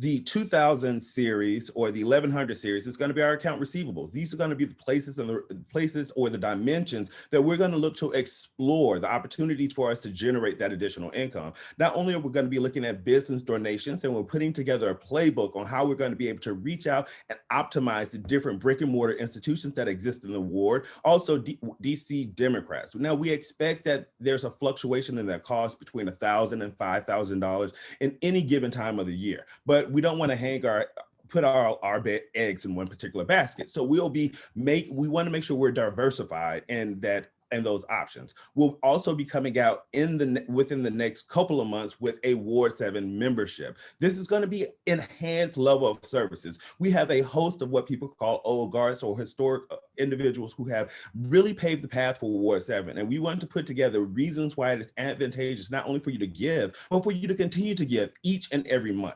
Now, one of the things we also talked about was starting passive incomes. Now, if you all don't know me, then you should know that I'm all about passive income and about the way of creating and generating income. And so one of the things that Wendell wanted to do, he wanted to spend all the money. He wanted to buy everybody in the ward t-shirts. And I was like, what a great deal. However, I don't think we should do that. What we should do is we should leverage the mechanisms that we're creating now, the advertising material, and then create apparel designs. One thing you may not know is I also have an apparel business. And with that, I'm going to leverage those resources and tools in order to start us a website, zero cost to the organization, so we can begin to accrue apparel and swag. That means that every time I see you guys at the Safeway or down on East Capitol or any part of Benning Road, or even if you're over here on 5030, you see me jogging, I want to see you guys rocking that Ward 7 swag. Now we're going to talk to our 2000 series, which is going to be our office supplies and printing material. This is really going to be everything that's needed for our marketing expenses. 3000 series is going to be all of the information that's targeted towards our mailing and postage. 4000 is really going to be a big chunk of our operational money, which is going to be marketing and communication. It's really going to be important that we have some continual and recurring contacts. Like Constant Contact is our mailing listserv manager. We have over 27,000 contacts and campaigns that exist within that particular platform that we're going to begin to start actively leveraging. We're also going to be coming up with branding packages. That's like the Ward 7 emblem that you saw before. It's going to really put us in a place to really make the website that much more professional. Now you have the 5,000, 6,000, and 7,000 series are going to be things as it relates to professional services. The website, as you all may have realized in historical times, is a carryover from the previous administration. So we need to resolve those costs before we can move over. In next year's budget, we don't anticipate that $1,200 to be the same amount. We will also anticipate discretionary spending. Now, discretionary spending is just that petty cash. Now, we're not going to be going and withdrawing money from the account. However, in the event that someone does something outstanding or amazing or goes beyond the call of duty and they need gas, we want to be able to say thank you to those individuals that do those types of things. Community engagement engagement, these 7,000 series of activities is nothing foreign to you, as they are the Lorraine Whitlock Dinner and the Ed Patillo Coat Drive. The 8,000 series is really going to be our bread and butter. These are going to be our programs and services. As we have individuals that are taking on and champion these co-chairman positions and these chairmanship positions, there's going to be a necessary or inherent opportunity or financial obligations that's associated with those individuals. Now, you'll see for the year, we're currently only at Industrial Bank. That's our 9,000 series. That's our projected cost of what we will pay for having that account, which is $144. We expect our projected income to be $25,000. Next slide. With that, we'll have a total return or projected surplus of $115, which does exclude the $3,246 that we are anticipating to put aside or to save. Next slide, please. So as it goes to the financing and the budget, there's a few things that I want to talk to you about. That there's a huge opportunity for us to really clear up the budget, create opportunity to create streams of income, and really promote overall community engagement and passive incomes. I talked about this within the scope and the skeleton of the budget presentation. Note that is an action item that we'll need to vote on the budget as it was presented and as you saw. Next slide, please. From here, what I've done is done an evaluation of both short-term and long-term saving opportunities that as they exist. What I'll do is I'll go very quickly through the proposal as I started this conversation, is that we'll need to vote on the creation of a savings account. Here, we'll find that the essential part of any organization and a lifeline is having the ability and the capacity to respond to ebbs and flows in an environment that is uncertain to us. That means that in the event that something changes or we need to have money to support the war, we need to be in the place to do that. As well, we need to be in the place where we have the necessary financial resources to support our future, those individuals that come before us. Now, one of the advantages is the M1 Finance. M1 Finance is both an online checking savings account company and a brokerage company. Yes, you heard that correctly, a brokerage company. One of the ideas or one of the resources I would want our organization to begin to leverage is the creation and establishment of a brokerage account where we can begin to create passive income, dividends, receipts, and to see our investment grow through the ownership of stocks and portfolios. You'll see that M1 Finance will provide you a 1% APY yield, 33 times the national average. And you'll really get to begin to see that as we dive into the rest of these other financial institutions. Next slide. The next one is you'll see that we have a letter. Some people will say brokerage accounts. Oh my gosh, Brandon, like, oh my gherkins, what are you talking about? This has never been done. Au contraire, you would actually be wrong. We've actually discussed with the office of, you would think I would know that, OCF. Let's just go with OCF. We've discussed with the Office of Campaign Finance, and they have in fact confirmed with us that instruments like CDs and investments accounts are very commonplace. However, what we cannot do is fundraise directly for the purposes of starting a brokerage account. It just so happens that I'm very familiar with the person at the real estate company that I told you about. So there may be an opportunity to use from here will be a demonstration or breakdown of the different types of accounts that exist. It says my internet is unstable. Just give me a moment to catch up with you all. Oh, we're on the next slide. Perfect. Now, one of the things, this is a national comparison of M1 Finance. Some people will say, well, we have a lot of financial banks, Bank of America, this, that, and the third. This analysis is compartmentalized to only those financial institutions that are inside of this war. You'll see this is just a 10,000-foot view of financial institutions, cashback, APY, account fees, and associated fees. You'll see bar and none especially when you begin to look at APY and overall fees. M1 Finance is going to be the best possible option for us to pursue, but let's not just look at this particular piece of information. Next slide. You'll see here a comparison, cross analysis of all three of the different financial institutions that exist in the war: Capital One Savings, Chase, and Bank of America. You'll see that with the savings accounts across all three of these entities, they're offering us anywhere from a 0.01% APY to a 0.5% APY. In the case of Bank of America, in order to receive that 0.05% APY yield, we would need to have an account that maintain a minimum balance between $99,999 up to $1,005,000, which is not currently the current disposition of our accounts. So it seems currently that, and even the pursuit or the use of a CD instrument, as I kind of specified here in the Capital One saving, a CD instrument, while that would be a great instrument for an individual to use, it's not ideal for an organization because it would tie up our overall short-term and long-term funds. So we want to be a little bit dynamic. While brokerage account would have a similar impact of tying up those funds, it does a couple other things. There's a potential for dividend payments based on the right investment strategy, and there's opportunity for ownership and growth if you create or invest in things that are, if you have the proper growth strategy. Next slide, which is a great segue into just talking about brokerages and equity. I talked about this a little bit more, but this is just to clearly let you know we're going to segue into brokerage and brokerage options. Now, getting into brokerages and actually picking equity positions. So I should be clear, this is pretty much what I do for full-time. So I'm a full-time real estate agent. I do real estate, stock market stuff full-time, and I run my other organizations. That's what I do all day, and play with my dogs. And so outside of that, there are known strategies and existing strategies that exist as far as how individuals can establish and finance that.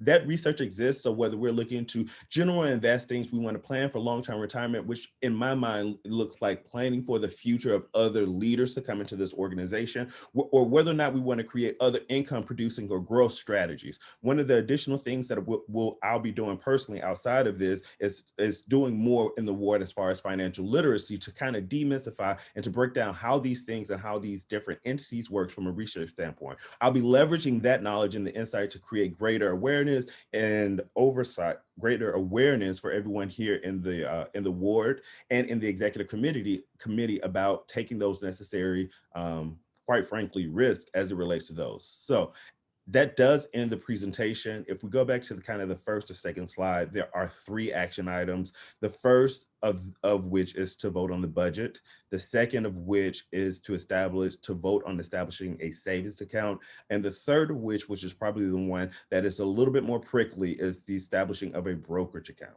So that is where I am, and I'll turn it back over to the chairman. Well, look at my face. Put my glasses, take my glasses off, put them back on. My treasurer is better than a lot of folks' treasurer. I just want that to be known. Thank you so much, Brandon, for such a comprehensive report. I applaud the work that you have been doing to get the organization to the level that we have articulated to residents, not only throughout the campaign trail, but as well as folks who take the time on their Saturday mornings to attend our meeting. So and at this point in time, is there a motion?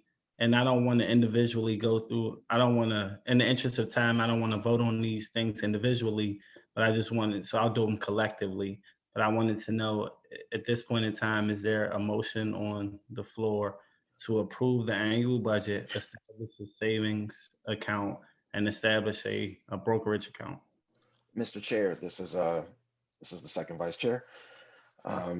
I will move that the Ward 7 Dems approve the annual budget, establish a savings account, and establish a brokerage account. Is there a second? Mr. Chair, my hand is raised. I second the motion. Thank you, Sergeant at Arms. Well, hearing that the motion has been moved and properly second, is there any discussion?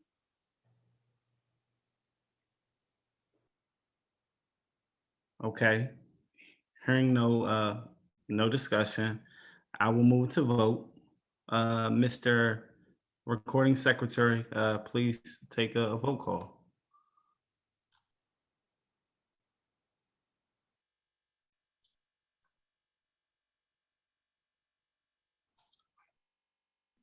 Mrs. Secretary?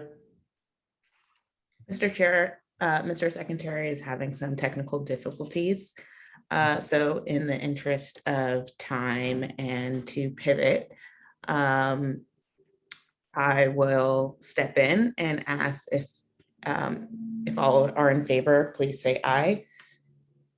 Aye. Aye. Aye. And is there any opposing?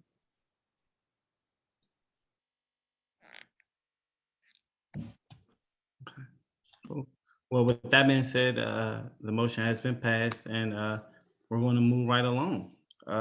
Next slide, please.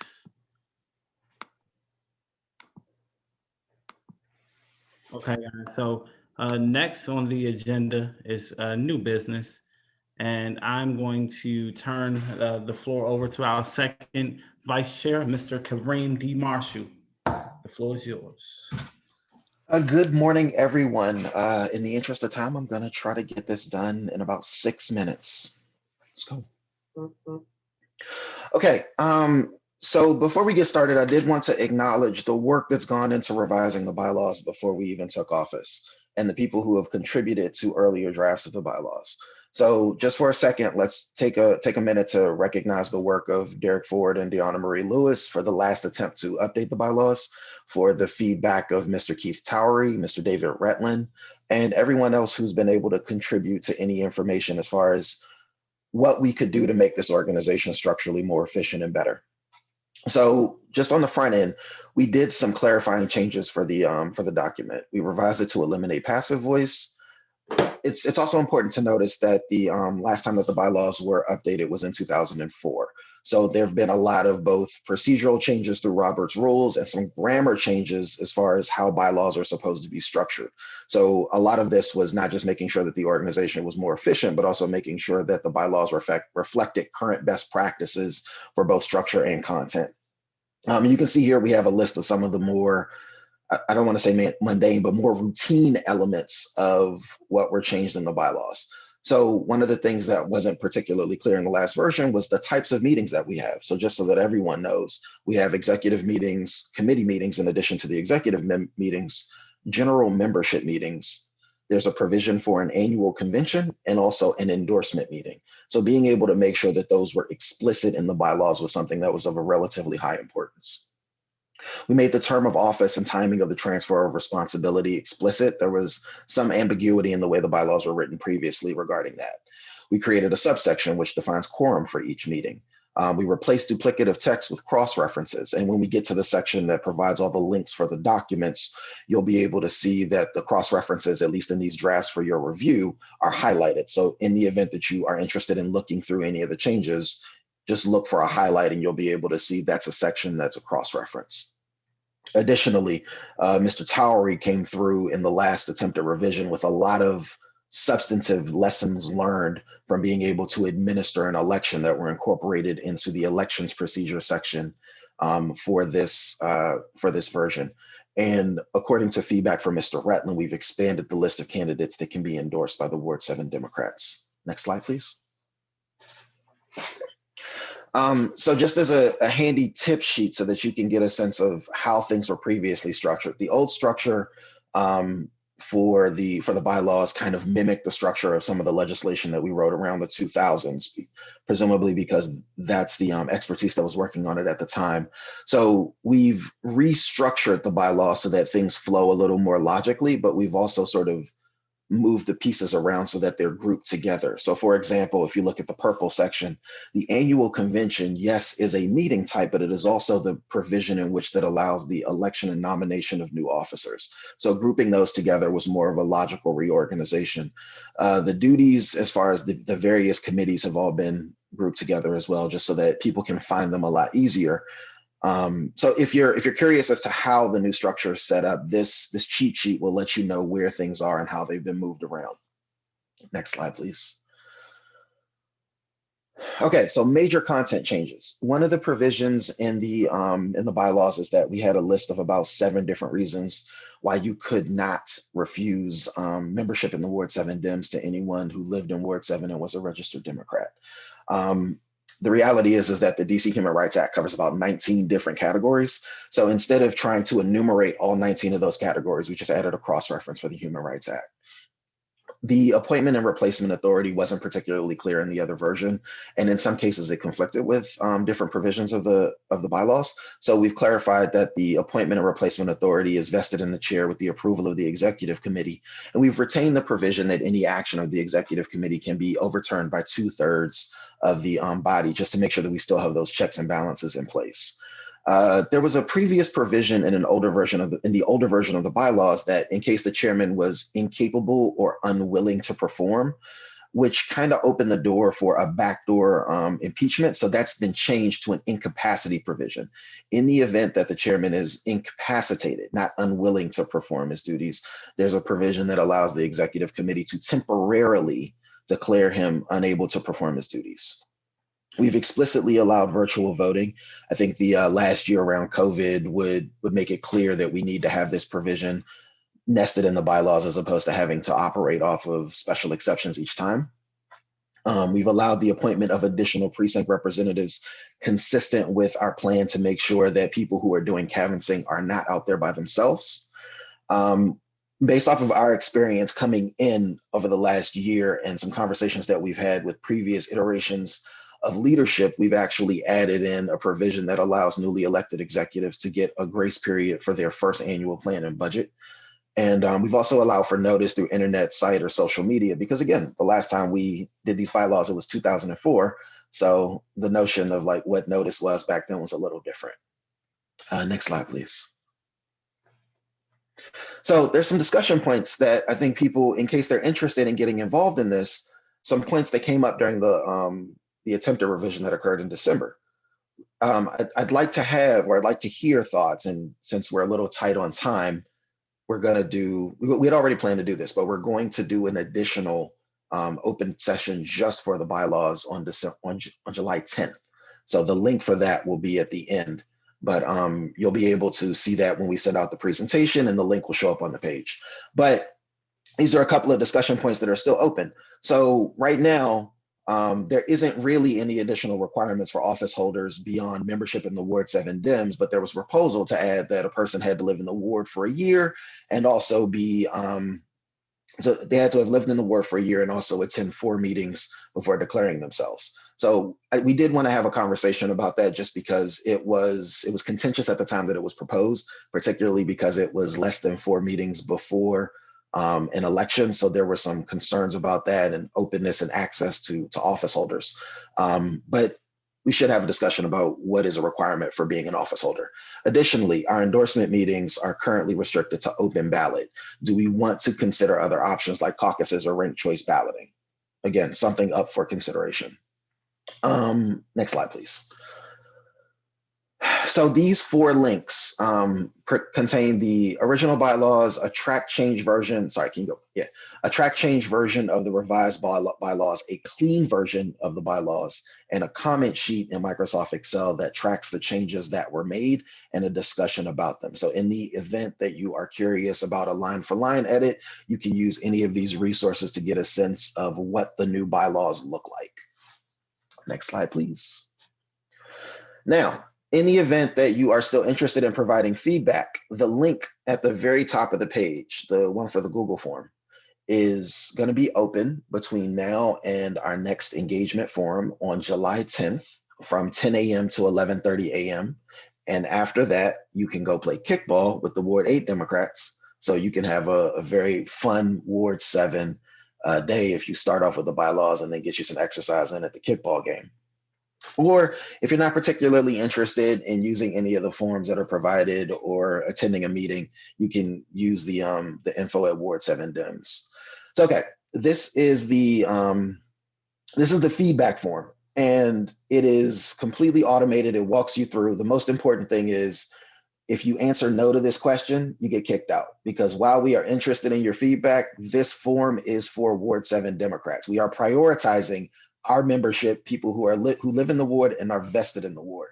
So if you have feedback on the bylaws and are a Ward 7 Democrat, we welcome your information. Click next and then we'll get the first page.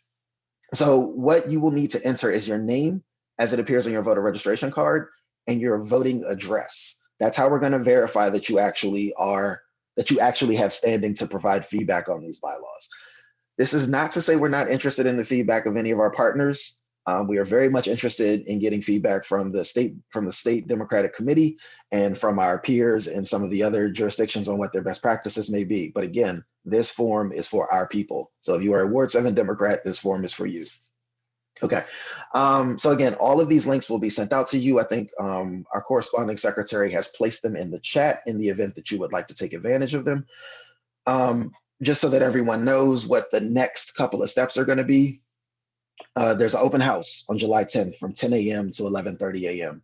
So anybody who's interested in coming through, even if you haven't read the bylaws, I would prefer that you read the bylaws. But even if you haven't read the bylaws, if you want to just show up at the open house and talk through some things you may have that may be ideas about how the operation can run more smoothly, the work of figuring out how to make your ideas something that we put into the bylaws is our responsibility. So your ideas are the most important part. So while it is easier for us if you do the form, we want to make sure that we're accessible. So please take advantage of the open house from 10 a.m. to 11:30, July 10th. Additionally, I've already reached out to the other two slates that ran in the election, because irrespective of the outcome of the election, those are 14 people who cared enough about the health and operation of this organization to put themselves out there.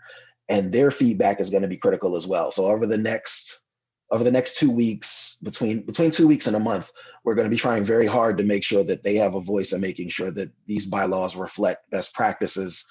And so that way it's not just, so it doesn't have the impression of this is just our effort. This is an effort that we are trying to make sure reflects the entirety of the Ward 7 Democratic body, that reflects best practices and what will be most helpful and healthy for our organization as a whole. We're still in line with our promise about making sure that as a result of the election, we are pulling the ward together. This was something that was important to all three slates when they ran. This is something that continues to be important. It is something that will be important over the next 2 years in particular, to make sure that Ward 7 has a unified, active, and very much civically engaged voice. So with that being said, I have two related motions to place on the floor. So if there are no questions about the content of the presentation, I will proceed to my presentation or my motions. So Ms. Brown, I hand it back over to you. There are no comments in the chat. I don't see a hand raised. Let me double check. Oh, no. Former council member Yvette Alexander has her hand raised. She has a question or a comment. Yeah, no, a comment for the, because I probably won't fill out the Google form. So my recommendation, and Kareem, thank you, great job for that, both you, Brandon, all of you. But my comment for the, you had one thing up for discussion for the membership for eligibility, I believe, for officers. I don't think that there should be any restrictions as long as someone is a registered Democrat living in Ward 7. I don't agree with any time restrictions to become an officer. However, I do believe in time restrictions to maintain that office. If you don't attend, 5 consecutive meetings or what have you, I think the restrictions should be put on once you are elected. And that's just my two cents for that. But everyone should be open if you live in Ward 7 or registered Democrat, because we don't want to limit any talent from entering into the fold. But once you are elected, then I think that's what the focus should be on, the eligibility to remain in office if you're not participating. And that's it. And just I want to sneak one in for the chairman, for Chairman Felder. If we could have a little discussion, I know time is short, about the statehood hearing that took place at the Senate this week. And that's it for me. Great job, guys. Thank you. Just as a quick response, there were, and this was part of the reorganization, there were a couple of provisions in the bylaws that dealt with requirements for attending meetings, and they were kind of spread out throughout. So they have been collapsed into a single section that says these are your requirements. And if you fail to, there's a removal section basically. So in the event that people don't meet their responsibilities, they can be removed from office. Thank you. Thank you, Second Vice. Councilwoman, because of the interest of time, and like I said, I want to respect folks' time, I'll give you a call following this meeting. And I do see that Thanie had her hand raised, but we do have a couple of more things on the agenda that we want to get through. So I'll give you a call after this, and we can have a much more extensive conversation. Thanie, did you have your hand raised? Mr. Chair, I did, but for the interest of time, I will acquiesce and follow up at a later date and time. Okay. Okay. All right, so I'd like to first move that for the purposes of voting on the bylaws, that the Ward 7 Democrats operate under the interpretation of meetings as articulated in Robert's Rules of Order 930, 935, 936, 4518 regarding the conduct and order of electronic meetings. And basically what that means is we're allowed to do electronic voting. It makes it clear that we're allowed to do electronic voting for this purpose. I second that motion. The motion has been moved and properly second. At this point in time, is there any discussions?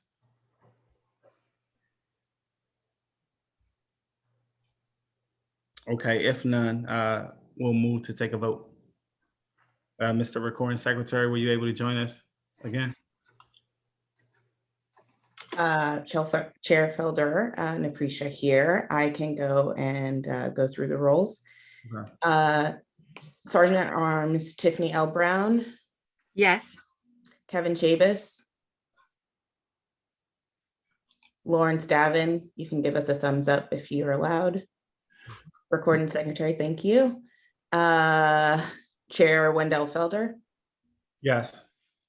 Councilmember Vincent Gray, if he's still with us. Chioma Oaha, if you're still with us.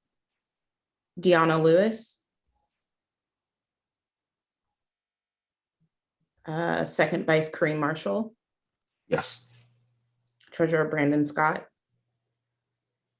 Yes. Corresponding Secretary Naprecia Taylor, yours truly, yes. And Masiki Valentine. Are there any opposed?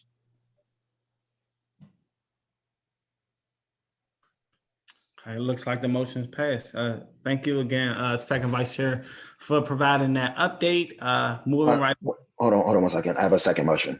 Okay. Sorry, it's a related motion. All right, second, I move that the bylaws be included on the agenda for the next meeting of the Ward 7 Democrats. I second. It has been moved and properly second.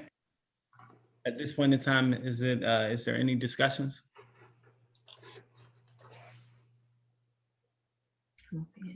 Hearing none, we will move to take a vote. I'll quickly go down the list again. Tiffany? Yes. Lawrence? Thumbs up. Thumbs up. Chair Felder? Yes. Kareem Marshall? Yes. Brandon? Yes. Yes for Naprecia and Masiki. That's all, Chair. Thank you so much. Moving right along, next on the agenda. Or next slide, please.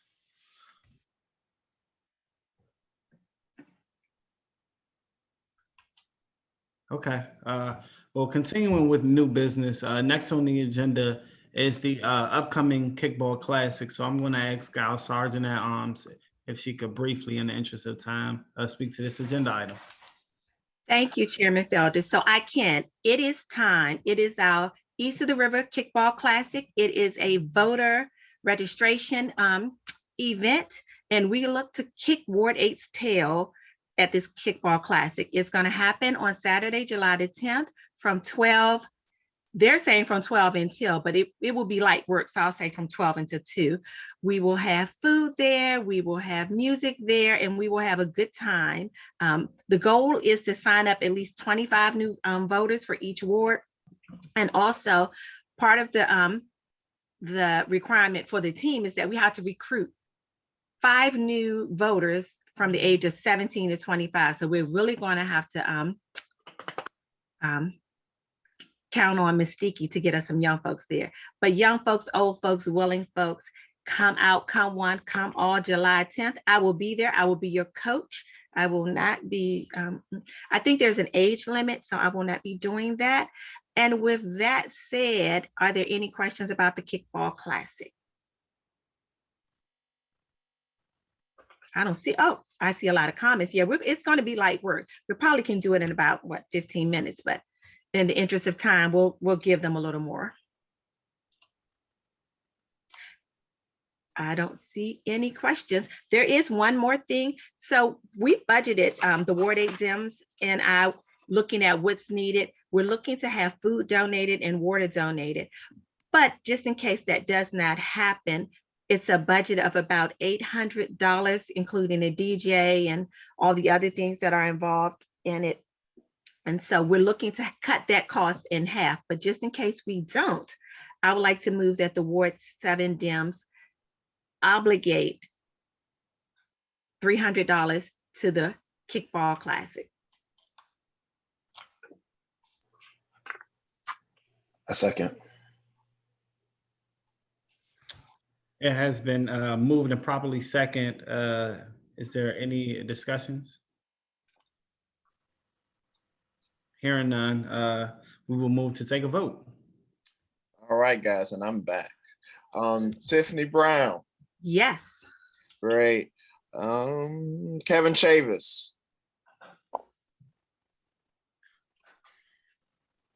Lawrence Davin, yes. Wendell Felder, Yes. Chioma. Deanna Lewis. Kareem Marshall, Yes. Brandon Scott.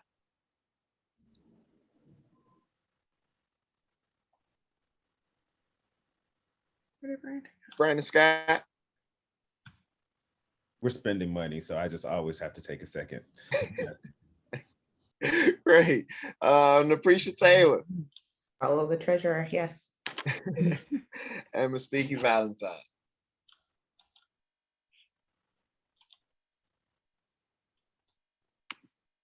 The motion has passed. So, so Tiffany, one of the other things I'd like to add is that we'd also like to see receipts of how those funds were spent.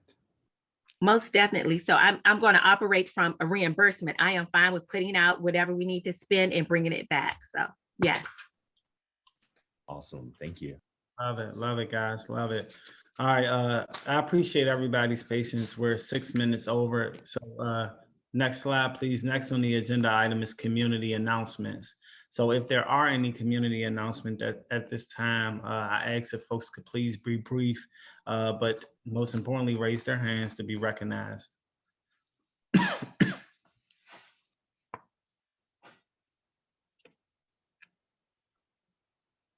Well, it looks like there's no meeting announcements. There are two. Oh. Sorry, Chair. Oh, thank you. Tiffany.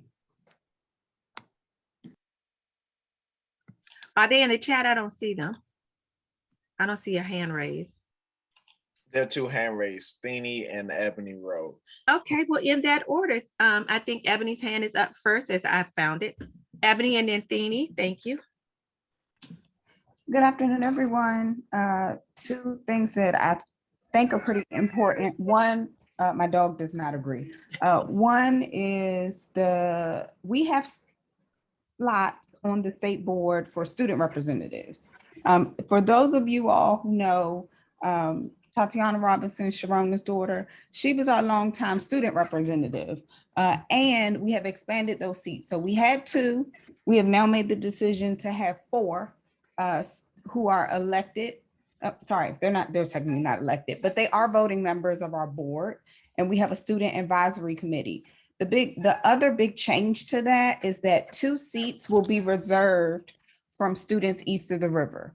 That's really important. That's one of the reasons we actually released the application later, because we wanted our student advisory committee, which is a larger group of students, about 20 students from across the city, to weigh in. This was something that they spearheaded for us and thought about like how to make it work. And so we want to make sure that we have another great representative like Tatiana. I will put the link in the chat to how students can apply to be a state board. I'm going to put the link in the chat for how people can apply to be the student rep. I look forward to receiving a whole bunch of applications from Ward 7. We've already got a couple. So that's the first thing. The second thing, I know former Councilmember Alexander asked the question, about the Senate hearings and statehood. I don't know how many people are paying attention to just infringements on our own self-determination as a city more generally, but there was a representative from Wisconsin who actually introduced a bill to the House saying that DC could not teach critical race theory in its schools. That is super unlikely to pass the House. It will go nowhere. We are sending a letter as the state board responding and explaining to him two really important things, which all of the people who are up in arms about critical race theory should understand. First, critical race theory is actually not taught in K through 12 anywhere because it is graduate level. We do wish that our students had all of the capacity and skills and were prepared to grapple with graduate level education in their K through 12 experience, but unfortunately they don't currently. That being said, as we have actually are in the process of revising our social studies standards, what we do and are encouraging our public schools to do, both DCPS and charters, is to have culturally affirming and relevant education. That will be built into our new standards, which we are currently writing. There you will see, I would say within the next year, they've gone into like the little technical writing groups with people like Tiffany, who know what they're talking about. But they'll come back out and then there'll be a chance for the public to weigh in. I know when I was doing campaigning and knocking on doors, a lot of people had thoughts about like, what are we teaching our kids? This is an opportunity that I'm flagging for you all is coming down the pike for like literally how our kids know and understand not just history, but the present and like what they should be looking to for the future. So I'm happy to give more updates about that as different opportunities may come out. But I wanted you all to know as we think about statehood in particular, like that this was something that is again on the table in the House. Thank you, Ms. Ebony Rose. Feeney? Chairperson Feeney? Yes, thank you so much. So I am, oh, I'm sorry, multitasking. So I would like to extend to this group an opportunity for all Ward 7 residents. The Maryberry Summer Youth Employment Program starts on Monday. And although the application officially closed in March, we are extending it. We understand that youth engagement is a public safety and public health issue. And so if you are a resident and you know, especially our young people east of the river who may not be engaged, also there was an expansion in the budget to support young people to get some earn and learn to support learning loss that may have happened during the time of virtual learning. So schools are using an enrichment program where young people do not have to choose between summer youth employment and education. They can actually go to school and there's some enrichment activities and some learning loss there that of course ties into employment. So I've included a form in the chat. Please refer young people. I know that this group is committed to the community. And I know that there are 21 active bodies on here that may know 2 or 3 young people who may not be working this summer. And you have an obligation to make sure that they are committed to doing something productive.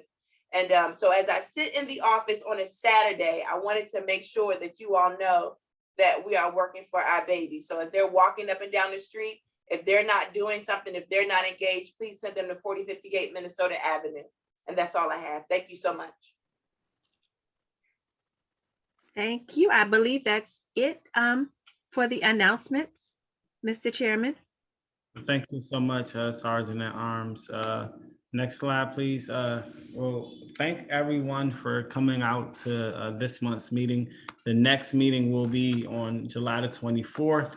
Looking forward to seeing you guys there. So if all hearts and minds are clear, the meeting is adjourned. Make the motion that the meeting is adjourned. I move that we adjourn the June meeting of the Ward 7 Dems. A second.